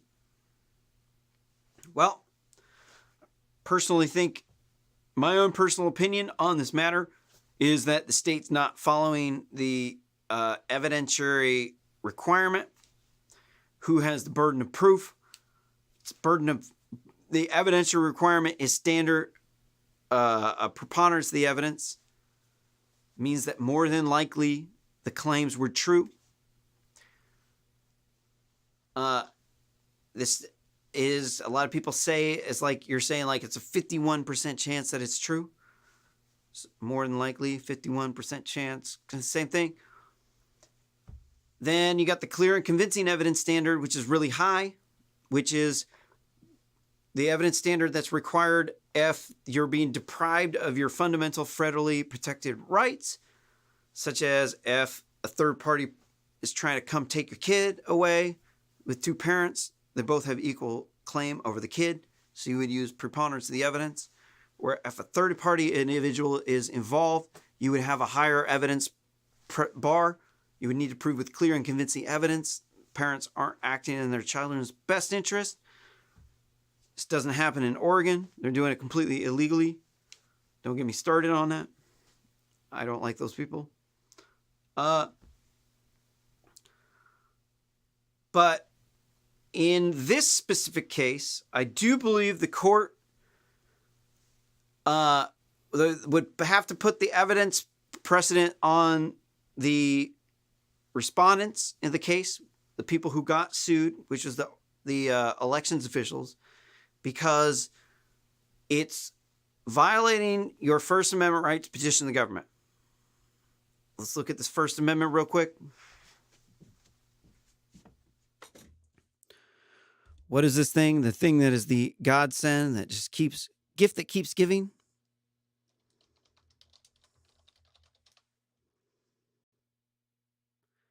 Here it says, Congress shall make no law respecting an establishment of religion, prohibiting the free exercise thereof, bridging the free speech or right of the press or rights of the people to peacefully assemble and to petition the government for redress of grievances. So here's this thing. It says you got a right to petition the government. That means you got a right to vote. Also, it is also part of the privileges and immunities clause of the Constitution. It says the citizens of each state shall be entitled to all the privileges and immunities of citizens in the several states. It means that if your driver's license works in your state, then you got the privilege to drive in another state, vice versa. Also, too, means you have a right to vote absentee. Just because you're out of the state doesn't mean you don't have a right to vote, to get an absentee ballot. But this absentee ballot has an X% chance of getting rejected if your signature doesn't match, or if you forget to sign the ballot, which about 0.36% of people forget to sign the ballots. That causes you to get your vote thrown out and denies you your privilege to vote. And because it denies you your privilege to vote, then it's unconstitutional to do mail-in voting. And also, two, This also sets up an evidentiary precedent. Who's got the burden of proof? Who is the one that needs to overcome who's the one that needs to prove the election was rigged, that everything was legit?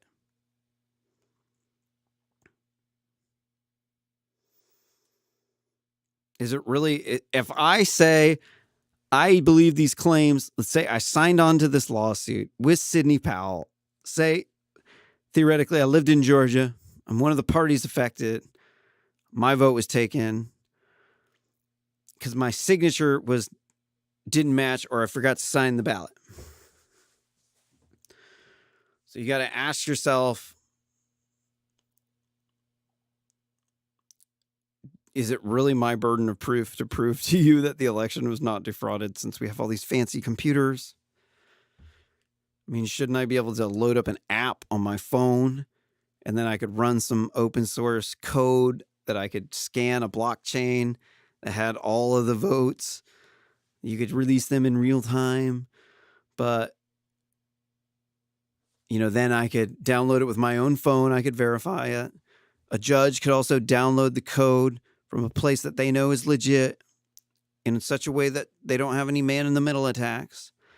And then that judge could also then run that code and say, nope, we actually are able to run the scan from my own computer using a blockchain because I got all the election data. All it takes is just giving you a ballot ID number. So when I put these ballots through the ID, I shouldn't be able to Xerox one ballot, run it through like 10,000 times, or run one batch with multiple thousand Xerox copies of the ballots. Should not be able to run that through multiple times.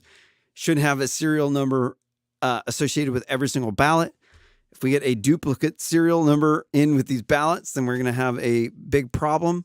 If the number of the ballots doesn't equal the number of the signatures, we're also going to have a problem. But also, too, if you get a ballot number, then you can go back and you can check to see whether or not your ballot was checked. So these systems aren't new. This isn't like something that's revolutionary.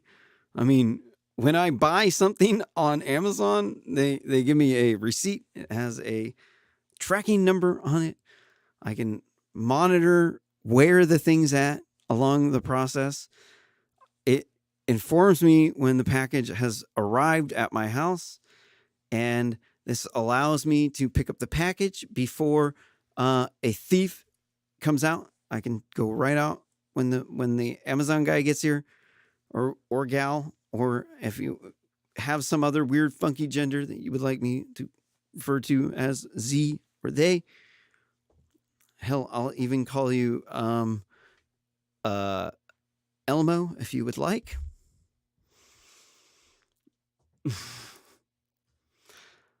But we have a lot more security with our Amazon packages to our house than we do our ballots. If you drop off your ballot ends up at a Zucker box funded by Mark Zuckerberg. It's got these sketchy solar-powered cameras that turn off at night. So you can just go in at night and then take out all the Republican ballots. And when you're ballot harvesting, then, it's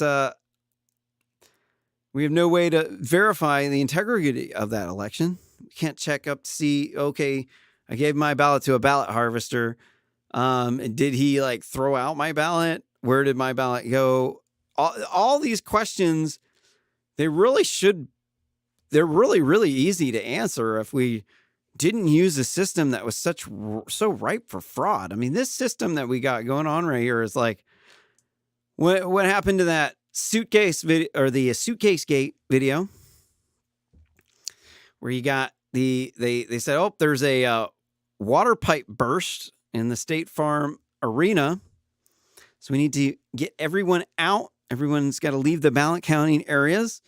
And then when they do, they pull out suitcases or crates full of ballots out from underneath a table with a really sketchy tablecloth over it. And then Biden all of a sudden gets 125,000 more votes than Trump. You're like, how does that? And then he wins by 20,000. Like, how does that happen? I'm not buying that one. That one doesn't really just happen. So the burden of proof cannot be on just one particular person. The burden of proof needs to be built into the system. If it's not built into the system, you're going to have people exploiting that. People are going to know how the election system works. They're going to be a risk to blackmail through exploitation, through like race riots, turning people into election fraudsters because they hate Donald Trump because they got Trump derangement syndrome. Next thing you know, they're working for China and Iran. I know that these claims are, they're definitely some James Bond stuff, but the Chinese military has been trying to hack everything that they can. Anything that the Chinese military can get into, you can bet your bottom dollar that they're going to get into it at some point in time, because they are really, really, really good at that. Like we're technologically inferior to these people. So let's see. We got more info here. It's the end of this segment, but it's a long live stream. So just keep tuned in. It is 1 hour and 46 minutes into the live stream. We've barely touched the beginning of these articles. Might end up being a multi-day stream because, well, it does appear as though there's a lot of them. Not that many. Okay. I've tried to do 50 articles in a night, and it's just like torture. At the end of the night, I'm like fighting off yawning on every single response, but it's only 12:24, so I'm good to go. Don't forget to smash that like button. You like this content? You thought it sucked? Hit that dislike button. Tell me about how much it sucked down there in the comments down below. And don't forget, the best way to help this channel grow is to share this video on social media and to subscribe at RSS Commentary on YouTube. Ring that notification bell. Tell you exactly when I'm notified, when I am going live.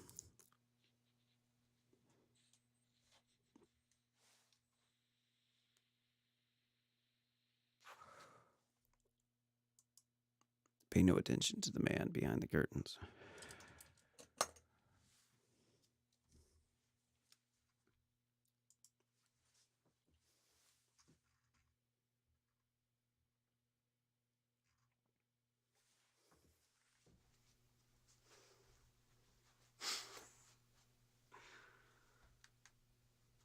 In this next article from Fox News, Trump lawyers allege Arizona election fraud conspiracy in GOP quote-unquote hearing.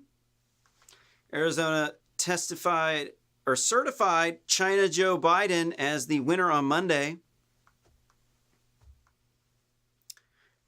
President Donald Trump, the king of memes, personal attorney Rudy Giuliani, America's mayor, urged Arizona state legislators to get to the bottom of an alleged voter fraud conspiracy during a hearing Monday, the same day that the state certified the election for Democratic candidate China Joe Biden, aka the streaking White House groper, the one that can't keep his hands off of little kids and Secret Service agents' girlfriends' breasts. Quote, you also had numerous situations of your workers, your citizens, observing the poll officials, helping people vote to the point of telling them who to vote for. And quote, Giuliani said, quote, poll workers being observed, changing votes, taking ambiguous votes and making sure they were cast for China Joe. And quote, that's pretty sketchy. I got problems with that. We can't be having that. If that's true. They keep getting kicked out of court, though. I don't know. It's like lot of the judges deny them are Democrats. Some of them are Republicans. Maybe they're rhinos. I don't know. Seems to me like it would warrant a further investigation.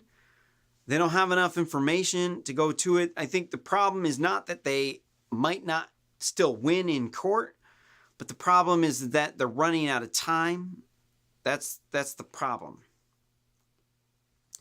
The Suitcasegate video is a smoking gun. Definitely shows quite clearly evidence of ballot stuffing. They definitely have motivations. Allegedly, they were getting paid $600 to work a shift when usually you get paid $250. I think they were saying it's extra for the COVID. Don't know. The supervisors got $700 a shift. They'd usually get $300. So, I mean, maybe you could say, okay, you got some extra COVID money from Uncle Sam. I don't know. Reading on, Giuliani questioned retired Army Colonel Phil Waldron, presented as a cybersecurity expert during the meeting, which was attended by Arizona state lawmakers and Representative Paul Goshier, representative from Arizona.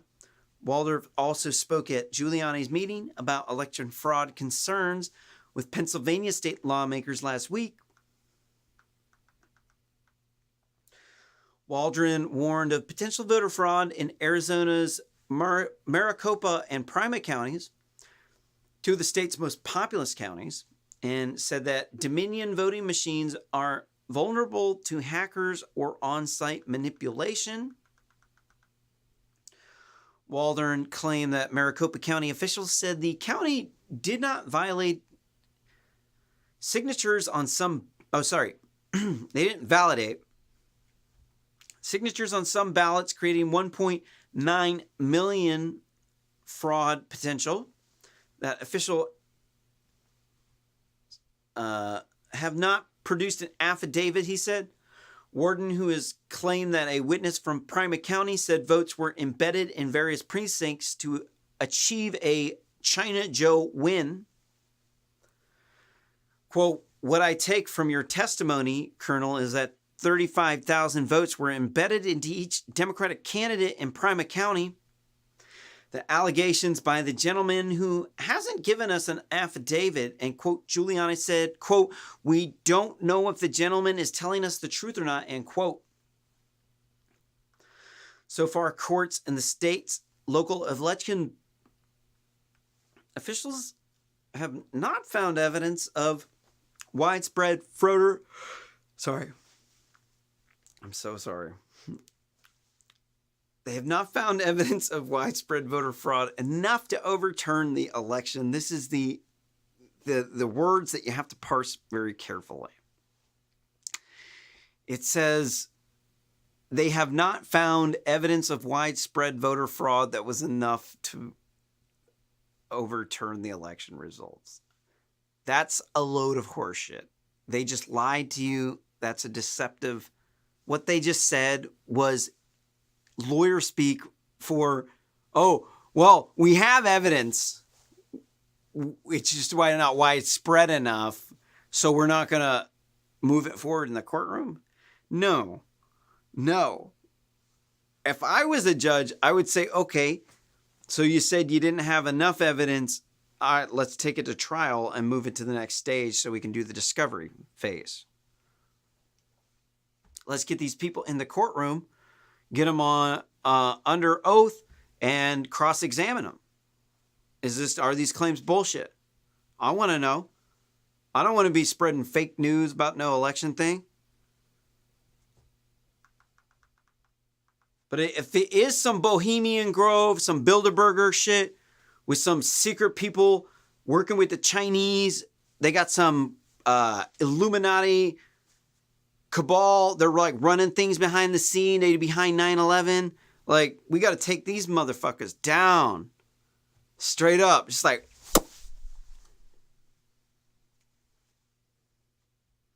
So China Joe ended up carrying the state by over 10,000 votes, or 0.3% of the vote.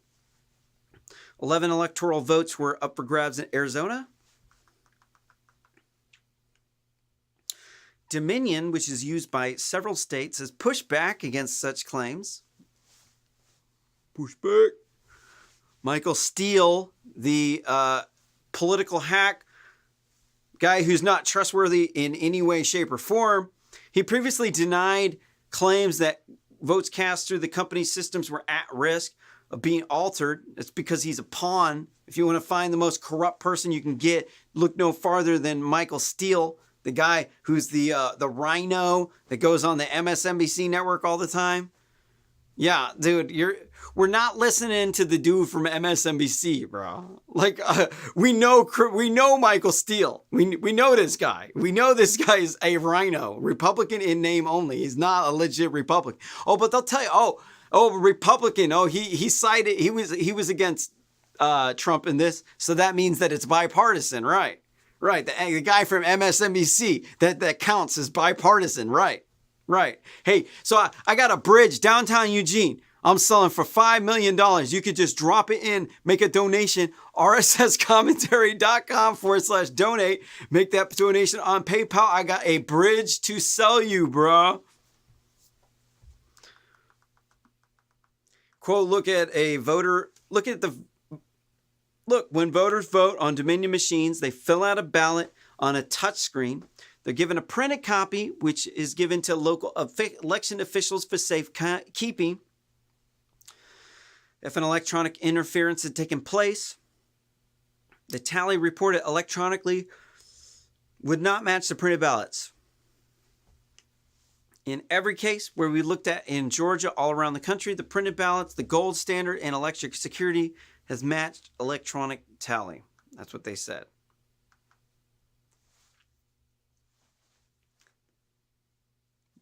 But that would only be if they're using integers and they're alleged to be using floating point numbers that give fractional votes. And we need to have an explanation as to why you're getting fractional votes. If what Sidney Powell has alleged in the Kraken, then they monitor, they have a list of everybody's voting preference in the machine for each district. They made the machines in China, so they would have been able to put the backdoor chips in China. They can put the voter rolls on a flash inside the computer. They can, when you go and you input in your vote, wait, no, they're anonymized, right? Never mind.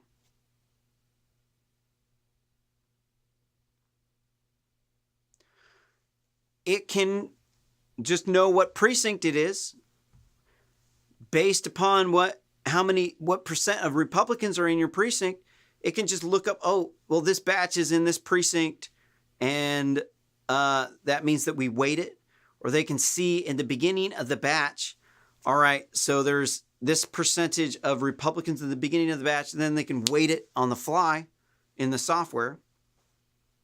There's no way that we could trust any sort of machine made in China. There's zero trust. You can't tell me, oh, well, we scanned the ballots through and then it came up with the same as the paper total, because we don't know whether or not it's actually counting these things the way that you said it was counting them. That's the problem with anything that's coming from China, with anything that's coming from Smartmatic or Dominion, is that their integrity is questionable by most people.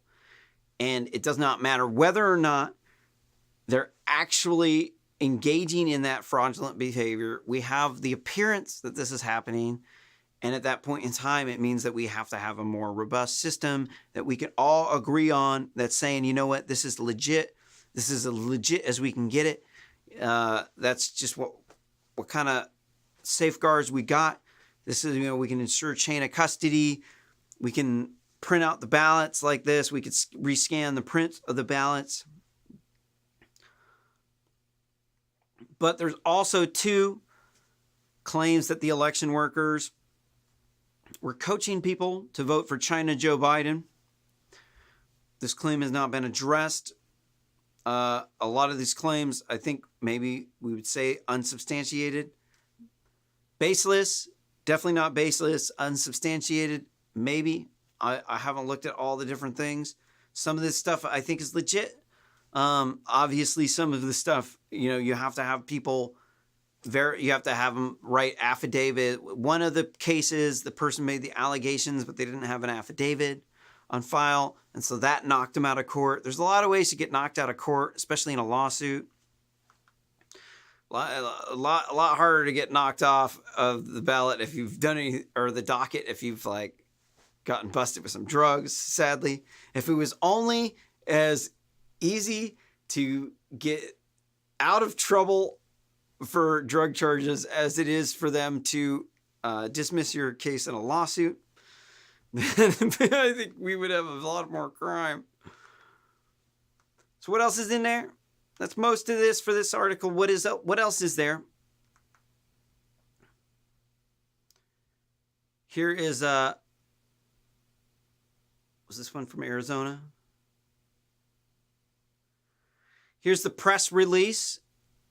Here it was a tweet from the King of Memes up on Twitter from December 4th from the Senate President Karen Fan. House Speaker Russell Bowers says, Senate President Karen Fan and Speaker of the House Rusty Bowers today called the independent audit of the Dominion software and equipment used in the Maricopa County in the 2020 general election. Two leaders, along with incoming Senate Government Chair Michelle Ugenti-Rita, House Majority Leader Warren Pearson, had numerous phone calls with members of the Maricopa County Board of Supervisors. As a longtime advocate for improving and modernizing our election system, I'm pleased to learn the Maricopa County Board of Supervisors is supportive of conducting an independent audit of their voting software equipment, end quote, Senator Ugenti-Rita said. Quote, it's important we maintain all of the voting public's confidence in our election, and this is a positive first step in the right direction, and quote, a significant number of voters believe the fraud occurred with the election irregularities, and it's easy to understand why. House Majority Leader Peterson, especially concerning the allegations made surrounding vendor Dominion, an imperative that the county immediately do a forensic audit on Dominion software and equipment to make sure the results were accurate. Legislators also emphasized to the supervisors how important it is to move expeditiously on that matter. So, they said, I bought their excuse here for a second. They're saying, oh no, we printed up a thing that had the ballot results and they got a paper copy, and then we took a copy and we ran those things through. We got the same thing. What's the problem with this?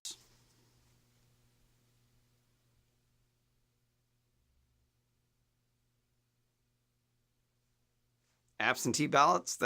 They're talking about in-person ballots.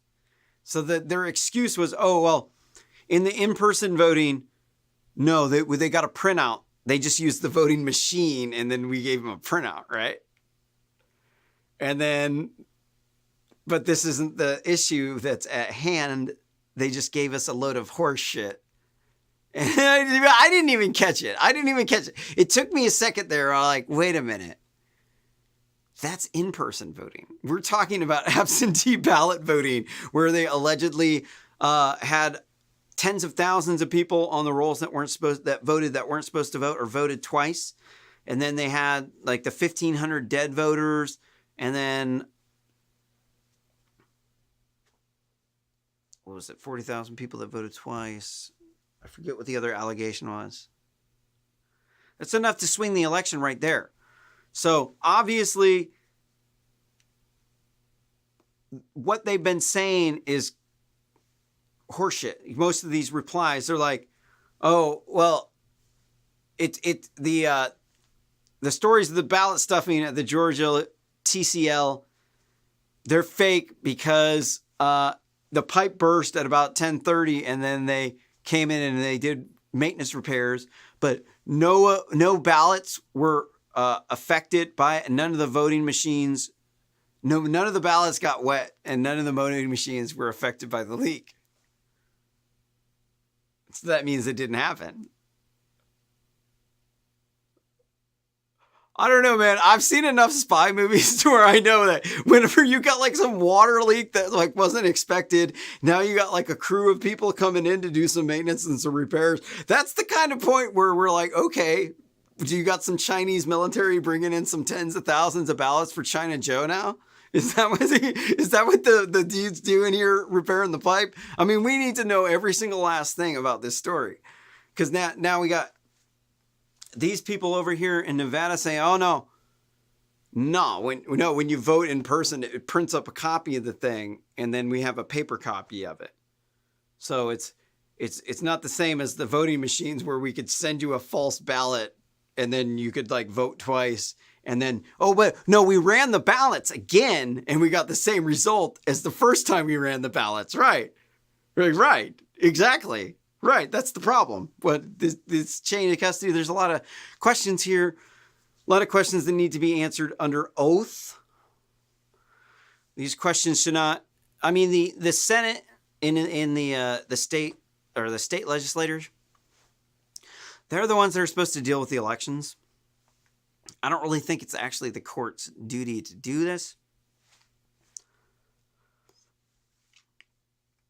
And they've had little help with the courts. Maybe that's what is supposed to happen. Maybe they're just buying time. But they have had more success dealing with the legislatures in persons, especially after the Suitcasegate bombshell smoking gun evidence of ballot stuffing video came out.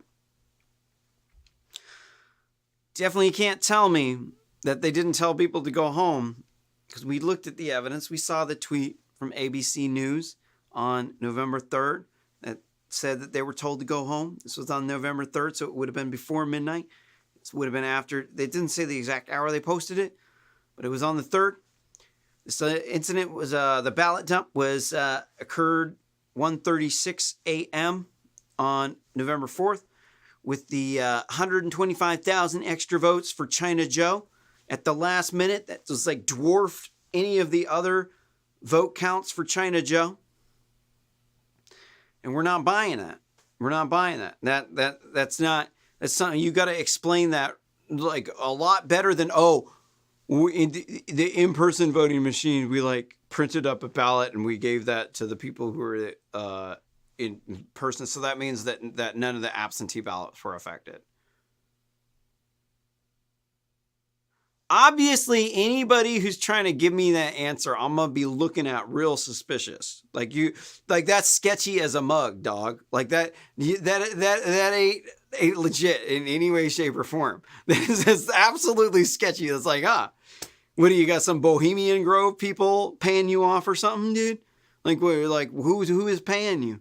That's what I want to know, because like there's a lot of people to pay off there, but there's also a lot of really corrupt people, and you can't really put it past them, because a lot of these people, when they go home, they might be booty buffing some weird drugs that they got from the illegal immigrants down the street that are hustling the fentanyl for the Mexican cartels. You never know, man. I mean, people booty bump some weird shit, man. I've known some people, like, don't even get me started on what these people are doing up in the bedroom, man. Serious.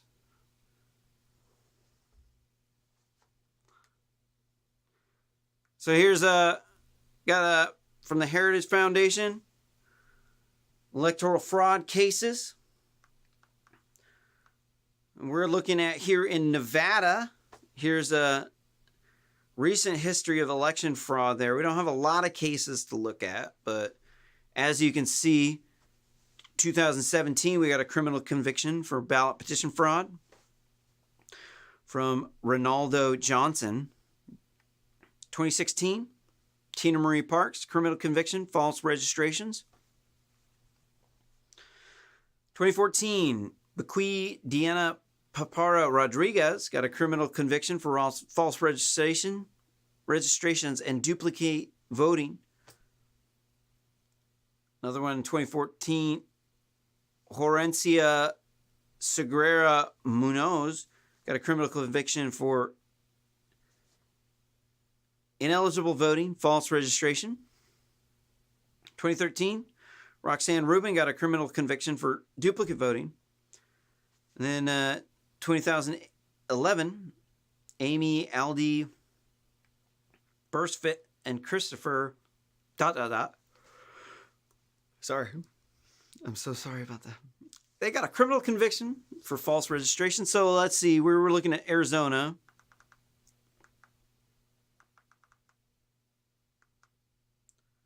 Now let's look at Arizona.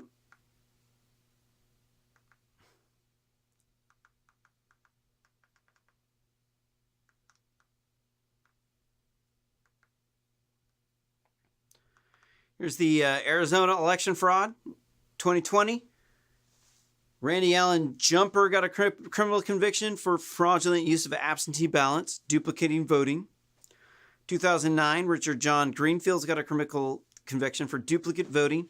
We had a bunch of these duplicate votings here. In 2016, there was one from David Milton Cumbersome, Adam Bruce Hayland, John David Hamrick, Gerard Bernard Sack. Steve, boy, I mean, look at all these duplicate voting. We got another thing. Going back here, there's how many in 2015? Two in 2015. I got three more in 2014.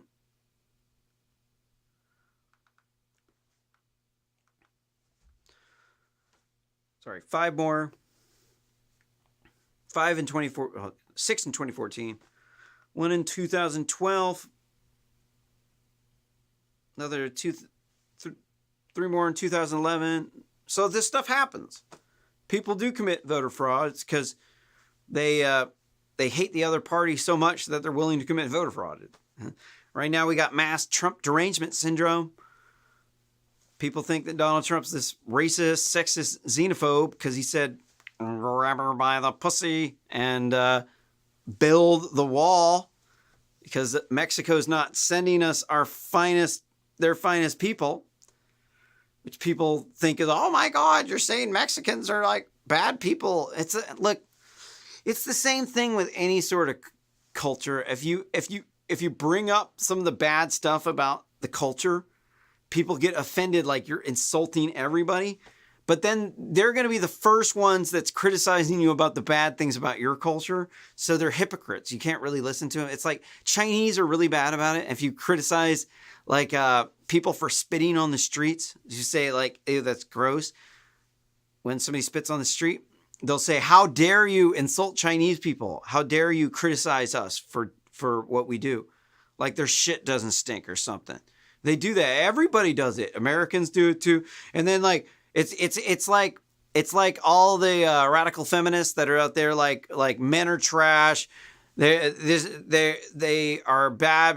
The women are so much better because of this, and men owe us this because of all this stuff that we have to put up with, and then they're sitting there just trash talking men nonstop. But then the moment you say anything about the bad stuff the women do, then they're like, you're a misogynist. How could you say anything like that? My shit doesn't stink at all. Your shit stinks horribly. You should feel so bad for how bad your shit stinks. Oh my God, men do this, blah, blah, blah. And if you just only do this, then you would maybe be worthy of me. You really wonder why she's a cat lady? I don't wonder at all why she's a cat lady. I know exactly why that woman is a dog mama.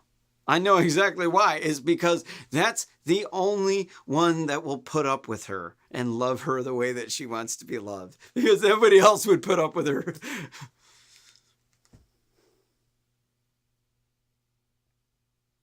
What do we got else to cover in this? Oops.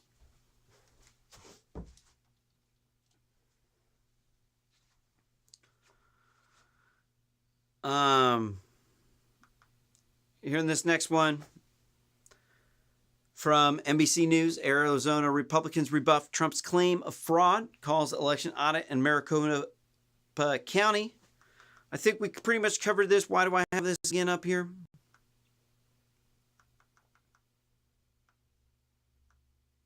I don't remember. I think this is a duplicate story. But I think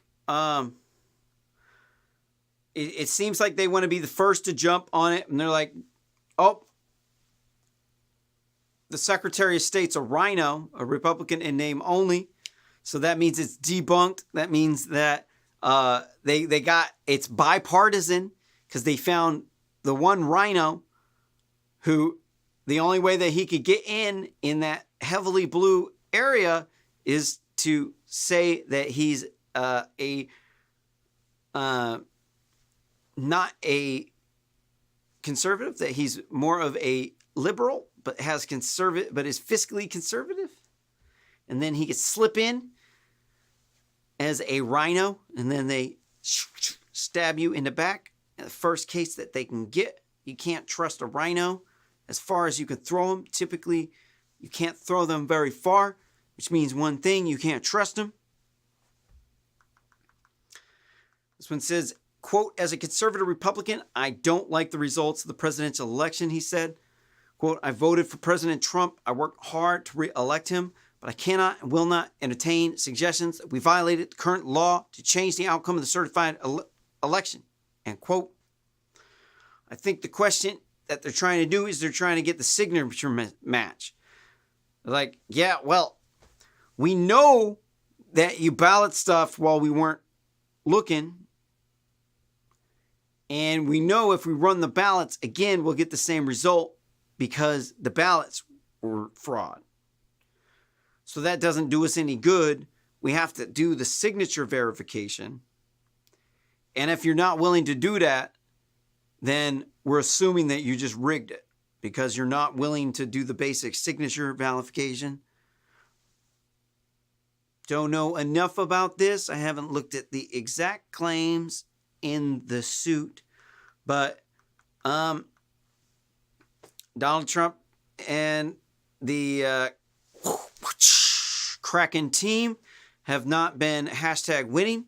They're definitely not winning at all, but that might just be the natural course of progression because going up to the Supreme Court, a lot of times you have to, not a lot of times, almost all the times you have to exhaust all of the other courts beforehand. And if they refuse to, if the courts then refuse your case, then the Supreme Court is the court of last resort. But they're always packed, so they have to push somebody else off into the future docket in order to get your case. So it better be good. If it's not, then probably not going to get in. We might have to put up with Kamala the Snitch Harris having slept her way all the way up to the top because Joe Magoo Biden said the moment in this last week, he said as soon as he doesn't have a disagreement or he has a disagreement with Kamala Harris, he's going to pretend like he got a disease and then dip out and make her president. Because that's what you can expect from China Joe. He's just the dude that they put all the money in to get him elected. You got to understand. Why on earth is Facebook dropping $400 million into this election?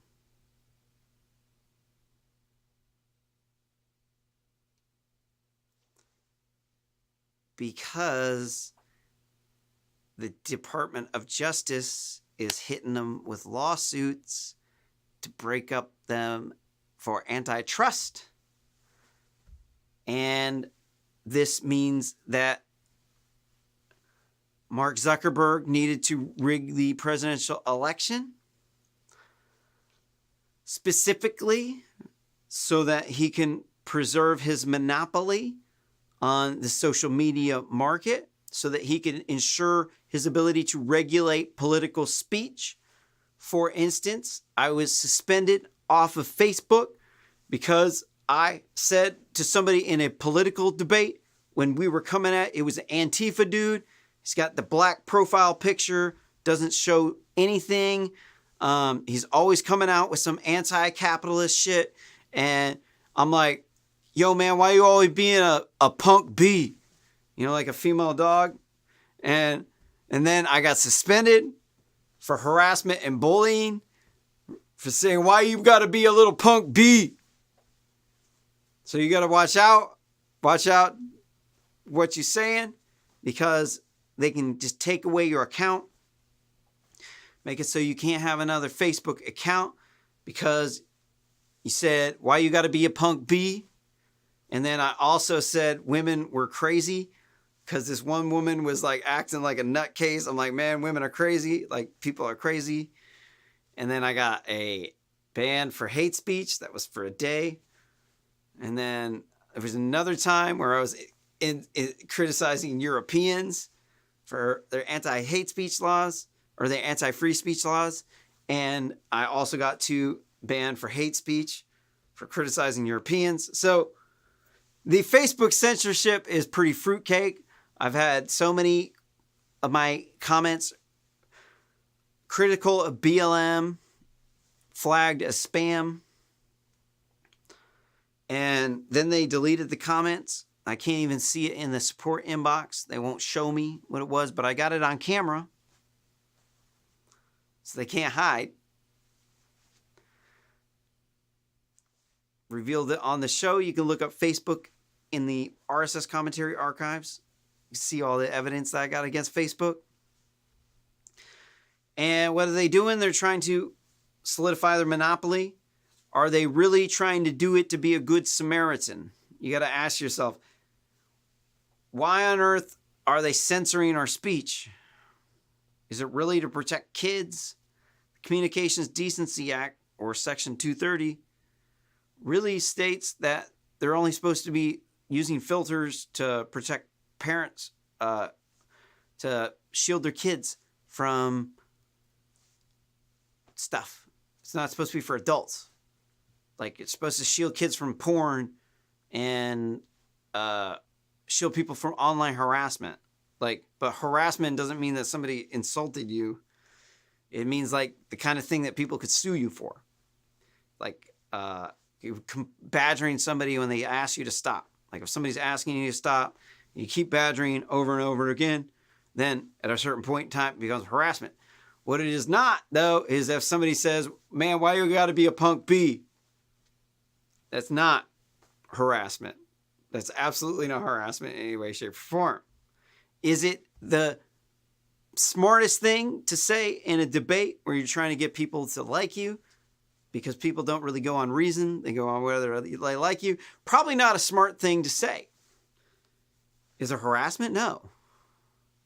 That person's talking to me. I mean, I'm not like coming at him like they got multiple messages toward me, but I'm a white male, so I don't have any protection of being the minority or being a wham man and being able to say this guy's a misogynist.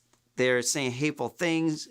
I need you to censor his speech because he's not supposed to have that speech because he's a privileged white male, and it's dangerous for him to be able to use his words because when he does, he might actually get his way, and he's a white male, and the white people owned slaves, and they killed the American Indians, and they took their land, so that means that he doesn't belong here.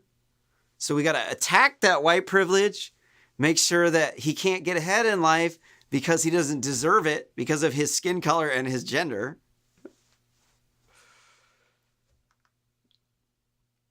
Anything else in here? I think we covered most of this. In here, what's that? What else we got? We got a long live stream. I got to kick it up in a higher gear. The live stream's not over. We're gonna be this video, this part of the live stream's over. But don't forget to smash that like button and leave a comment down below about what you think about this whole voter fraud thing. Do you think that this happened? What exact kind of evidence does Donald Trump need to present in order to make his case more compelling? Do we need more affidavits? Who needs to have affidavits? Which state could he win in? Are they all gone? Is this everything about this just insane to anybody else who doesn't follow news? Or if you thought this video sucked, smash that dislike button. Tell me how stupid I am down in the comments down below, why you're right. Don't forget to share this video on social media if you would like to see this channel grow, if you get value out of this. Also, the best way you can help us grow is to subscribe, RSS commentary on YouTube, and hit that notification bell for notifications as to when we go live.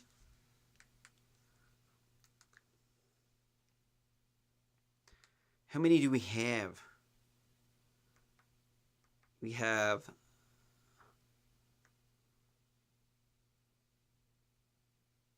okay, I'm going to make it a multi-day show. What else we got?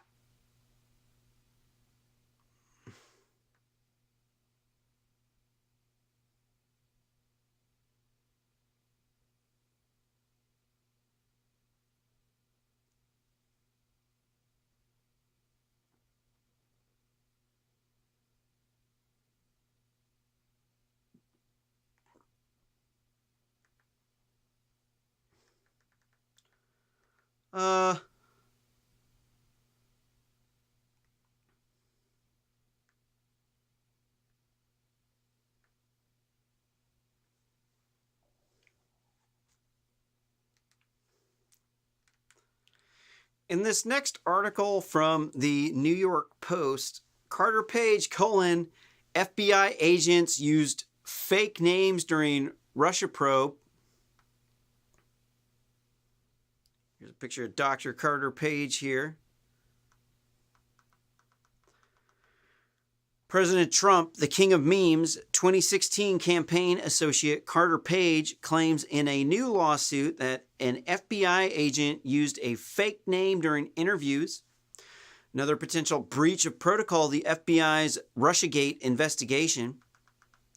Page, an energy industry consultant who worked in Russia before joining Team Trump's campaign as an advisor, alleges quote-unquote unlawful spying in a lawsuit filed Friday against federal agencies and officials. Page says FBI agent Stephen Soma introduced himself as Steve Holt during 5 interviews. Former FBI agent James Gaglino, who worked 25 years at the Bureau, including in supervisory roles, told the Daily Caller that he had never heard of an FBI agent going undercover as different FBI agent, and I never have authorized it. The FBI did not immediately respond to the Post's request for comment. Page was surveilled under warrants from the Foreign Intelligence Surveillance Court. The FBI's warrant application included information from opposition research financed by Hillary's email server Clinton campaign and Democratic National Committee.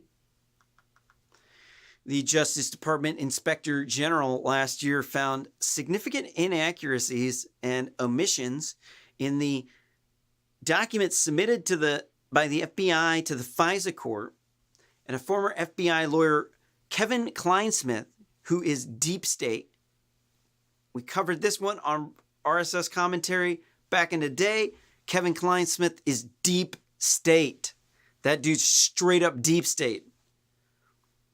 He pled guilty in August to falsifying records to the court. I mean, that's how deep state this guy is. Pleads guilty to falsifying records to the court. Special counsel Robert Russiagate Mueller's investigation found no evidence of Trump-Russia collusion. Page never was charged with a crime.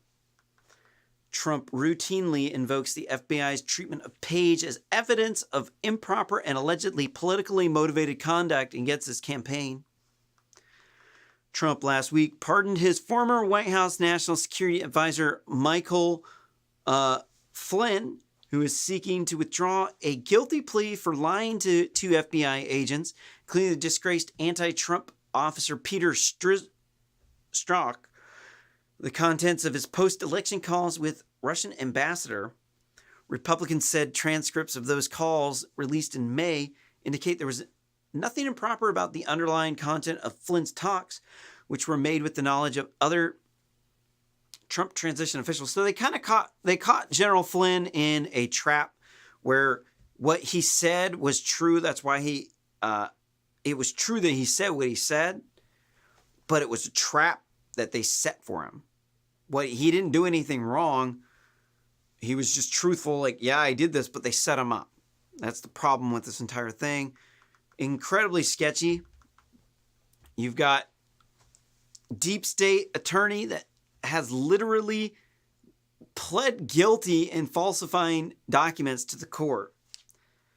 Dude, straight up deep state. Like deep state. Legit deep state. And what are they doing in this entire thing in the lawsuit? Carter Page is alleging that they're doing this in order to deflect from Hillary email server Clinton's email server scandal that gave her the nickname Hillary Email Clinton Server. Email server Clinton. And so the entire Russiagate thing, all propagated from the Democrats in order to attack Donald Trump, in order to put into question the validity of the election so that they can constantly attack, demonize President Trump as a Russian asset. And then, as it turns out, their boy China Joe is doing the funny money back deals with his crackhead son Hunter Biden, taking the multi-billion-dollar contracts from the Chinese Nazi Party, just ching, taking that money, sticking in his pocket, because China Joe Biden, he can't stick the money right up in his pocket. He's already got enough from all of his corrupt cronies anyways. So he just lets his crackhead son Hunter Biden go off and fuck all these underage prostitutes up in Ukraine and the other places where he's alleged to be banging hookers. And then he just takes a cut off the top, gets a cut from his son. Because if he can't put the money in his pocket himself, he just make sure that his son has a lot of money, and then his son will just buy him some stuff. Because that's how you funnel the money back to yourself when you're corrupt like China Joe. In Flynn's case, former FBI deep state James Comey publicly acknowledged that he skirted the standard protocol by sending agents, including Strzok, in to interview Flynn days into Trump's administration without informing the White House counsel's office. Senior Justice Department leaders were cut out of the decision, which then Deputy Attorney Sally Yates said frustrated her. But they left out a lot of stuff in there in the lawsuit. So what are they saying? They're saying that Dr. Carter Page, he worked with the FBI before. So they're trying to paint this guy as a Russian asset, right? Except for one problem. Dr. Carter Page has worked with the FBI before. He's had high-ranking FBI officials give him very high, said that he did not lack candor, that he was a good source of information, who was on our team. And then you got these deep state people, and they're working with Clinton. They're getting this information from the Steele dossier, funded by the Clintons, by Fusion GPS. It's an opposition hit piece. It's ripe with either disinformation or flat out misinformation. And then they're using that to get a FISA warrant. And in order to get a FISA warrant, you can't lie to the court. And if you do, you can get in trouble. You can go to jail. And that's what they did. And that's what Dr. Carter Page is suing these people for, because they just railroaded him. They destroyed his reputation, labeled it as this Russian asset, turned out to be completely bunk. And what are they trying to do? They're trying to distract you from the Clinton email server scandal so that they could call into question the Trump administration, so that they could just juice up their base with blue meat, throwing them all this anti-racist feminist propaganda, trying to convince all these people to all the women put off having kids till their 30s so they could slave for Mark Zuckerberg, Jack Dorsey, Bill Gates, George Soros, Elon Musk, and also that they can get cheaper labor because the women are more agreeable, and they need to have, all the nerds need to feel like some sort of justification for allowing their penises to fall off. So they like to juice up the amount of women in the workplace there. Then there's one problem with this. Then you don't have any kids, and then your family dies off. So what were we talking about? Carter Page? And then these deep state people that are just obsessed with anti-racism and feminism. They think Donald Trump is a racist, sexist, xenophobe because he said, grammar by the pussy and build the wall. And Mexico is not sending us our finest people. So therefore, it means that this guy's the MacGyver, or the Maverick. He's the outsider. He's not the person who's in on their corporate anti-racist feminist ascendance to the top of the ivory tower so that you can commit genetic suicide and kill your family off by not having kids until your 30s to be a corporate slave. So you could take your husband's job so your husband could be a homeless bum under the street, because it's all about your career. Fuck everybody else. And these people really just don't like anybody who's outside of this system. Like, if you're an alpha male like Donald Trump and you got hella bitches coming up to you wanting to grab them by the pussy because you're a billionaire and they want to have your baby because they don't want to actually work for money, they just want to spend your money. They come up to you and they're like, they want you to grab them by the pussy.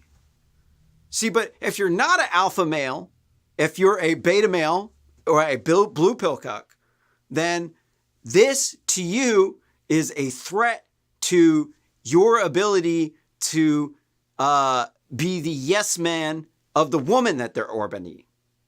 So you got to look at these people from the standpoint that they're animals. One of them's got a penis, one of them's got a vagina, and the dude with the penis is trying to get with the girl who can have a kid.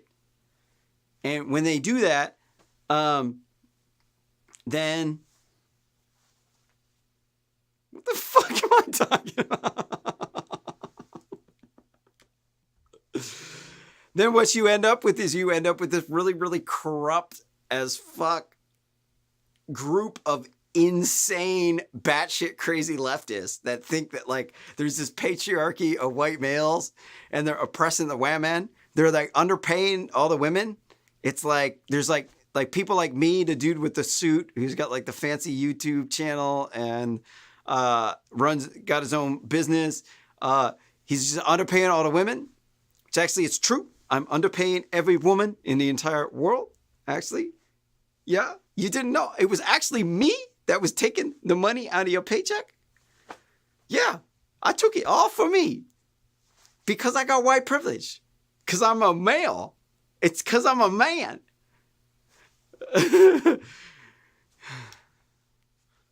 No, you don't get any Christmas presents because you've been bad this year.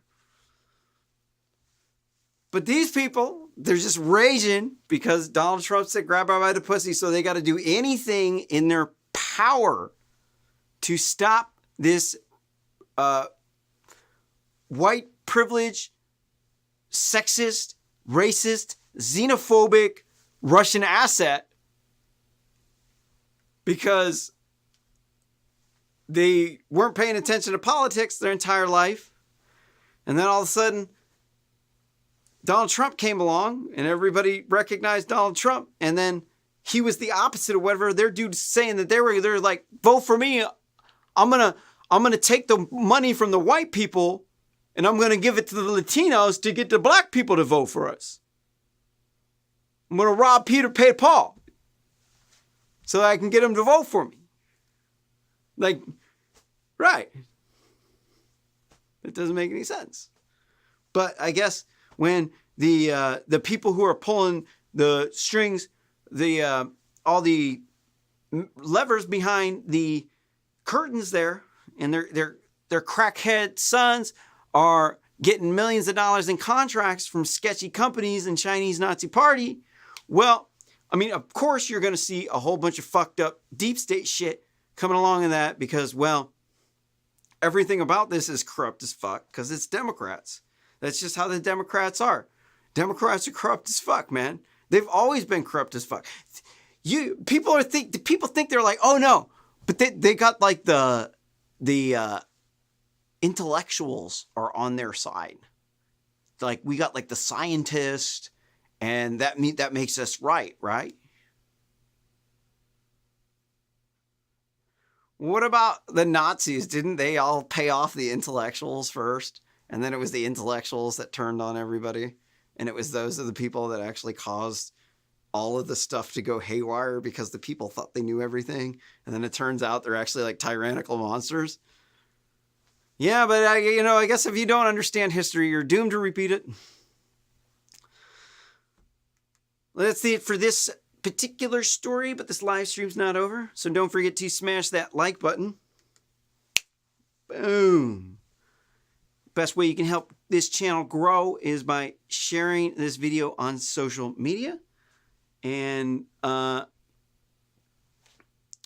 also subscribe at RSS Commentary on YouTube. And also ring that bell for notifications for whenever we go live.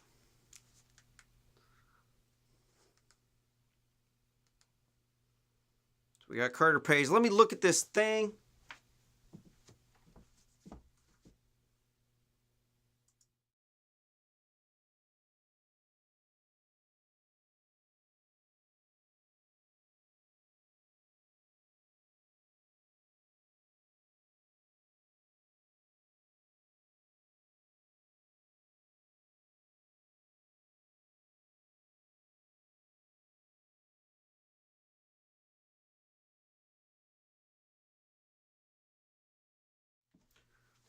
Well, I'm getting really tired. I can't go all night. Every single time I do that, I just don't do any shows for like a while. And then I don't get the videos uploaded. And it's just better that I don't have too many videos to chop up. I've got to upload them. But I'm going to make this a multi-day show because that's not too out of the ordinary here. So if you want to check out the show tomorrow, I'm going to finish the rest of these stories. Just limiting what I can do. We went through the Georgia lawsuit, the Kraken. Whoosh, went through whatever evidence we had in Arizona and Nevada. We went through the Suitcasegate. We got wait. I could do one. Okay, yeah, I'm going to do one more.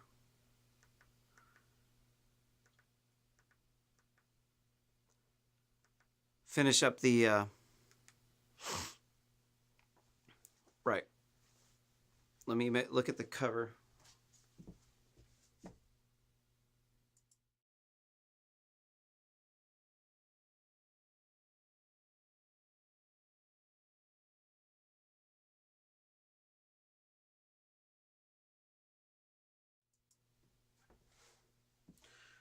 All right. So oops. We can get away with just doing. Oh, oops. Oops.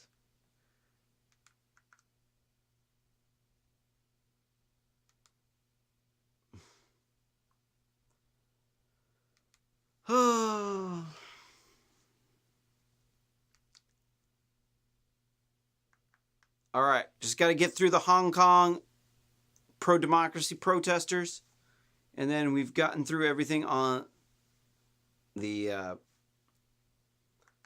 front. There's a lot more stuff I was hoping to get through, but honestly, this is about where I was expecting to be. I was expecting to be up here for 8 hours, and I just can't sit up here for 8 hours at a time. I end up yawning, so it's better to just get some sleep. In this next article from the Daily Mail, Hong Kong activists vow not to kowtow to Beijing and surrender, as 3, including Joshua Wong, are placed in custody after pleading guilty to organizing Democratic rally.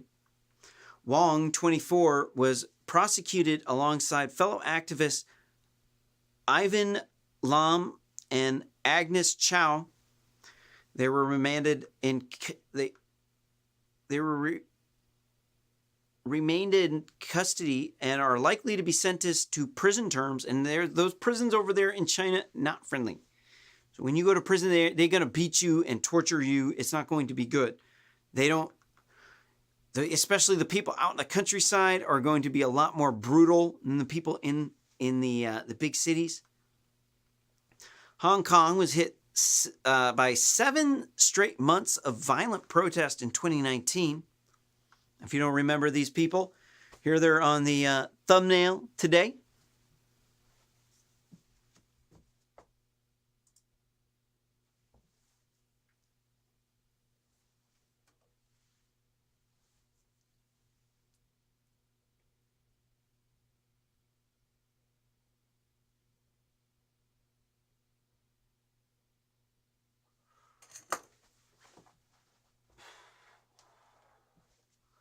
My heart goes out to these people. They will be remaining in my thoughts and my prayers. People of Hong Kong deserve to be free. The Chinese Nazi Party has been lying to people. They've been saying they're communists. I mean, people are really, really, really, really, really, really naive and ignorant. They have no idea what communism really means. They don't know what National Socialism means. Let me just break it down to you what is going on here. China claims they're communist, but they definitely seem to be like Nazis. Chinese Communist Party killed about 60 million people. Mao Zedong was a mass murderer. They did this cultural Marxism thing where they said it wasn't Marxism that failed, it was the culture. And they had to eradicate the culture because they wouldn't share with people. And they were they were capitalist, and they were preventing them from having their Marxist fantasies, so they had to kill them and take their stuff, put them in concentration camps, just like Nazis. So the difference in between communism and capitalism is communism, there's no money, right? No money. And in capitalism, you can own private property and there's money. So in communism, they share things because they don't have money, and everybody's supposed to be equal to each other. Only, we're in the real world, and then it never really ends up turning out to be that way. So then what's the difference in between communism and National Socialism? Communism, you can't have money. National Socialism, you can have money, you can have private property, but the government owns all the businesses. Right? They socialize the means of manufacturing, but you can run your business but the government owns it. They can do whatever they want with it. They can take as much of the money as they want. That's exactly what China is. China has hundreds of millions of impoverished Chinese out in the countryside that they use for slave labor. And they have filthy, stinking rich Chinese in the big city with a very steep social hierarchy going from the peasant class to the richest of the rich, people who own private property. They own businesses. They have money. They take money in. This is the key. This is why they're National Socialists. They say, oh no, we're a hybrid of communism and capitalism.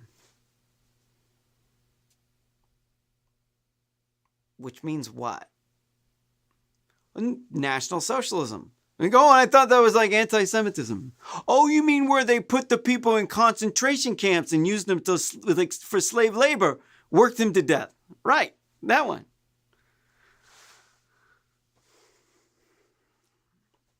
Chinese are as Nazi as it gets. There's no other, the definition of National Socialism other than they have a very steep social hierarchy.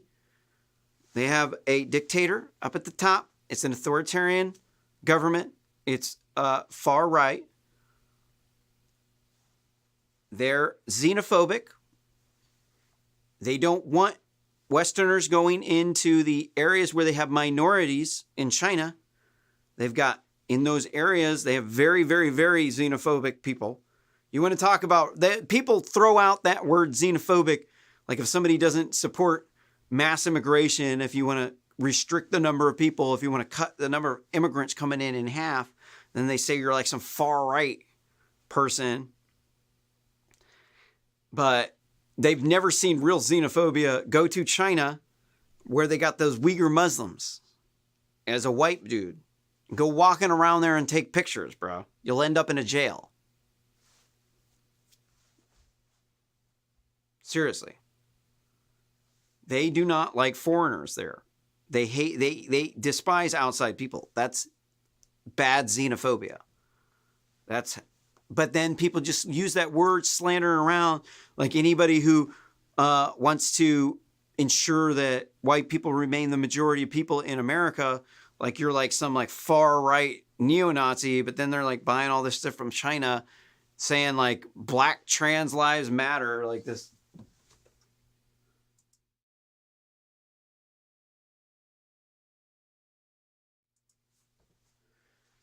But then you never hear these people say shit about Joshua Wong, Agnes Chow, and who is the other guy?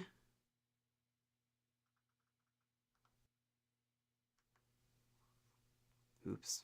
Sorry about that. We went through his name. Say his name.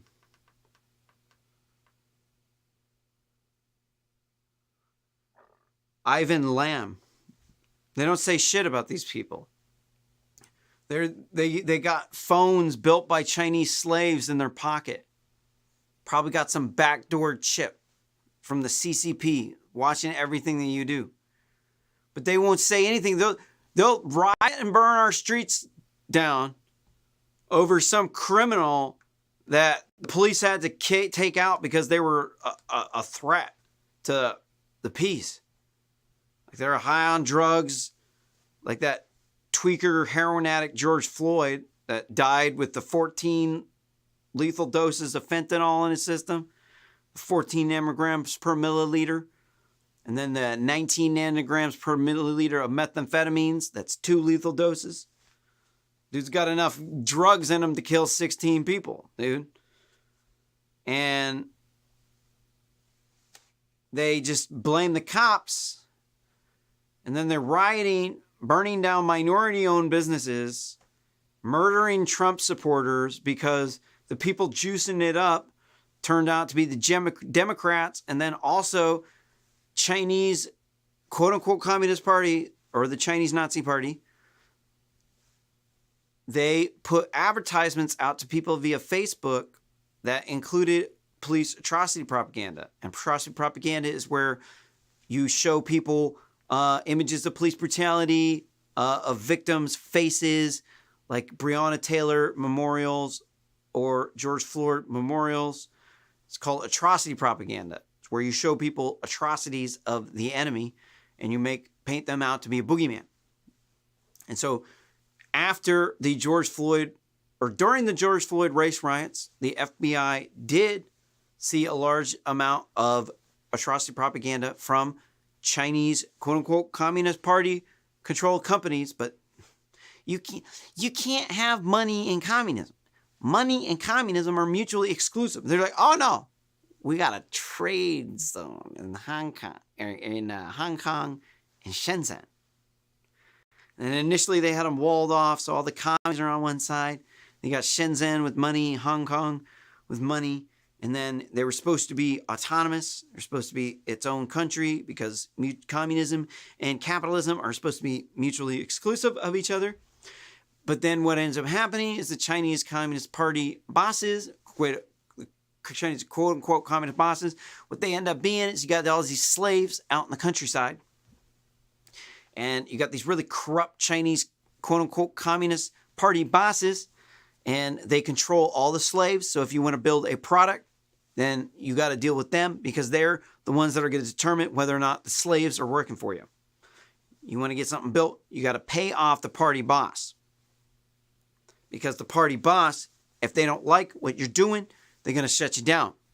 So they might demand a payment from you, or if you want to get your product into China, they have to have your consent, their consent. You cannot just get your product on the Chinese markets without the consent of these insanely corrupt Chinese quote-unquote Communist Party bosses that want you to bribe them.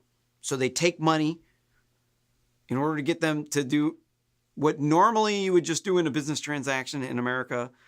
Instead, they got to get a cut. You got to give the money to them. And they're very petty and vindictive. And they're very quick to bring the hammer down on you. And they'll get all the wingnut Chinese nationalists around to come down on you. So you don't want to mess around with the Chinese Communist Party boss.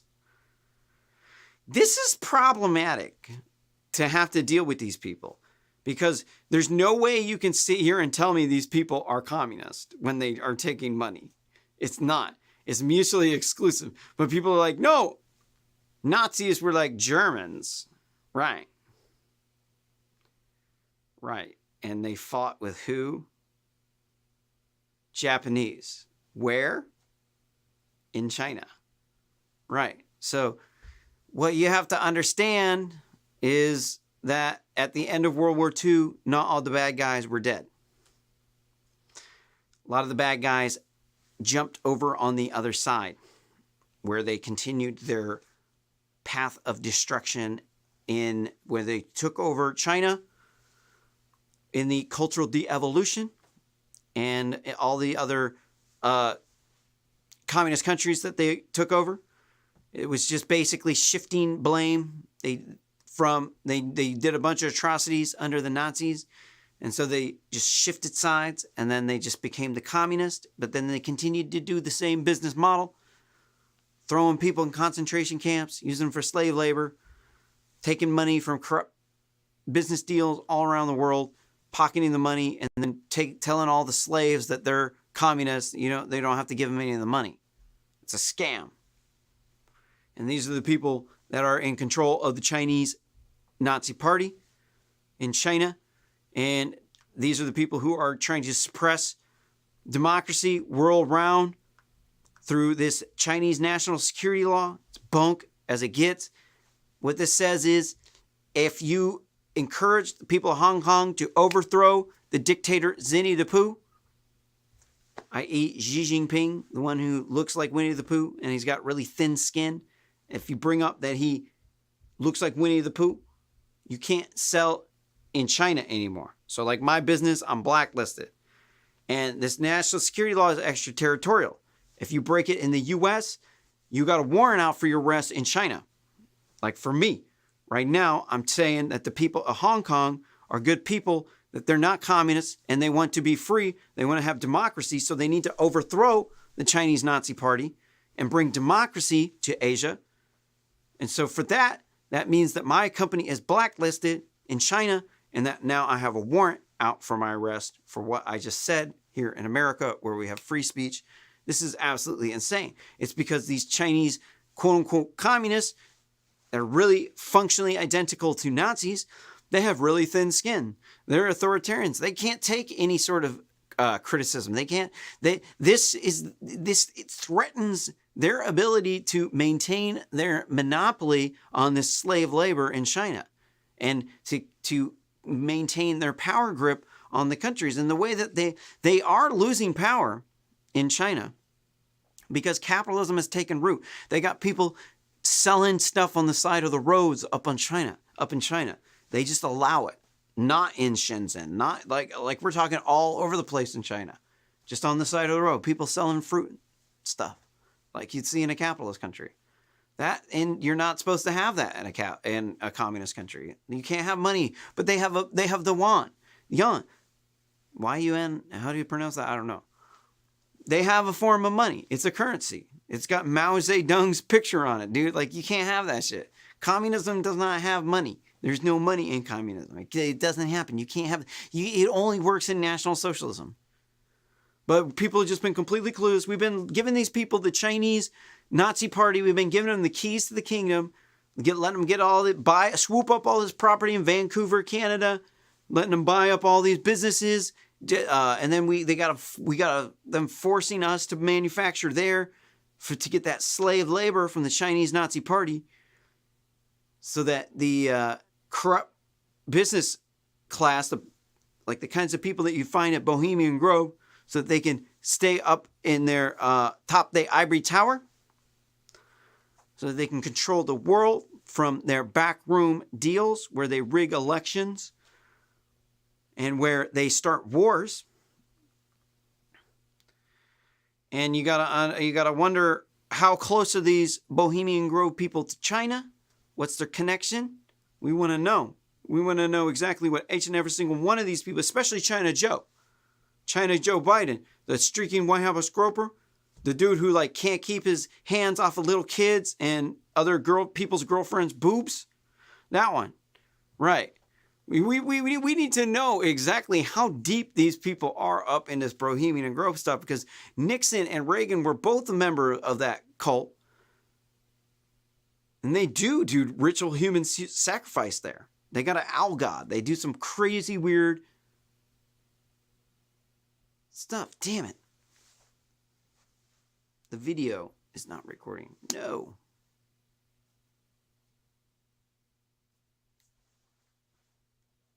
Damn it. Oh well. It's in the live stream.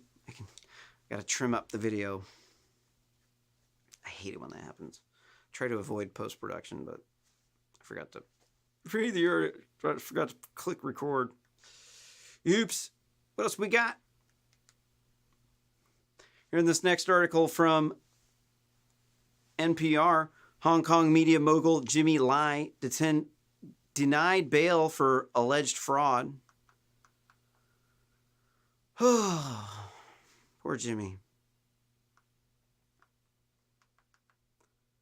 Hong Kong media mogul Jimmy Lai was charged with fraud, denied bail Thursday, ensuing that one of the region's loudest pro-democracy voices will be behind bars until at least spring.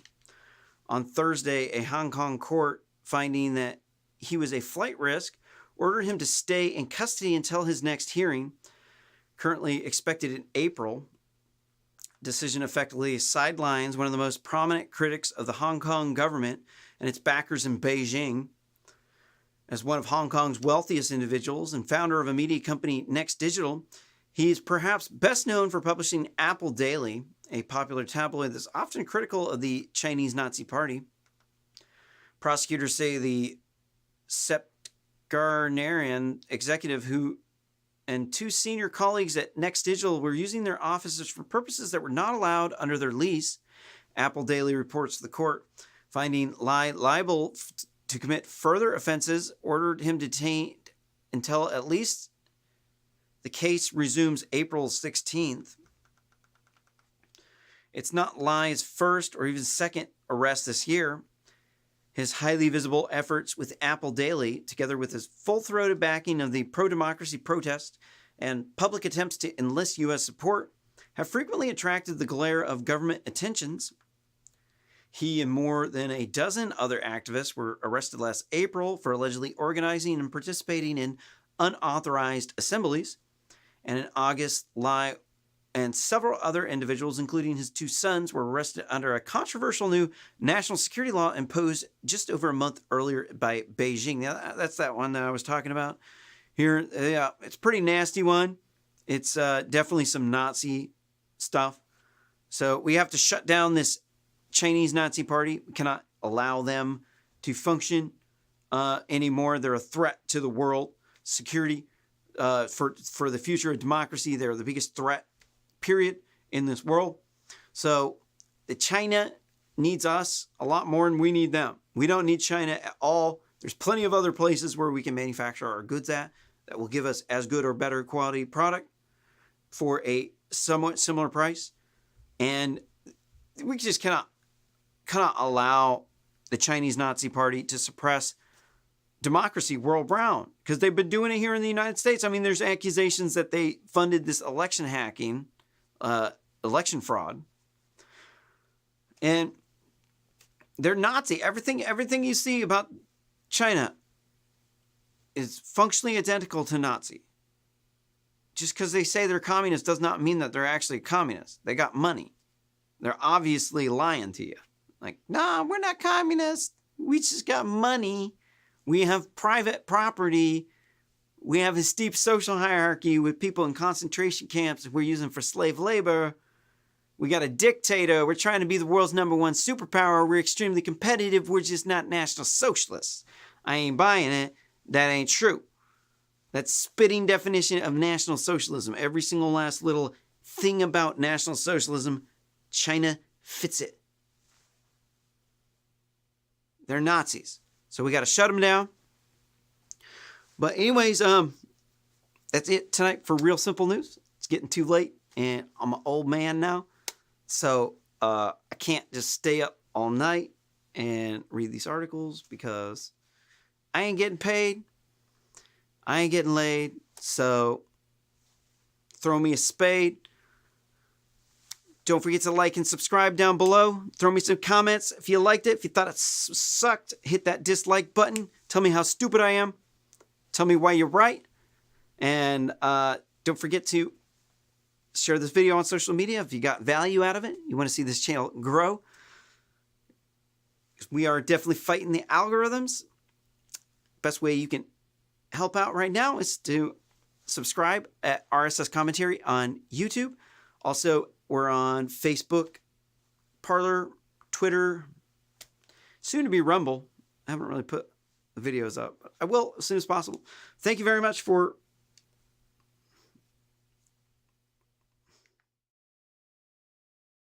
Thank you very much for tuning into Thank you very much for tuning into RSS Commentary on Saturday, December 15th. I'm your host, Cale McCullough. And again, as I say every time, thank you for tuning in. Farewell, sayonara, aloha, peace be with you, and Godspeed in your journeys, friend.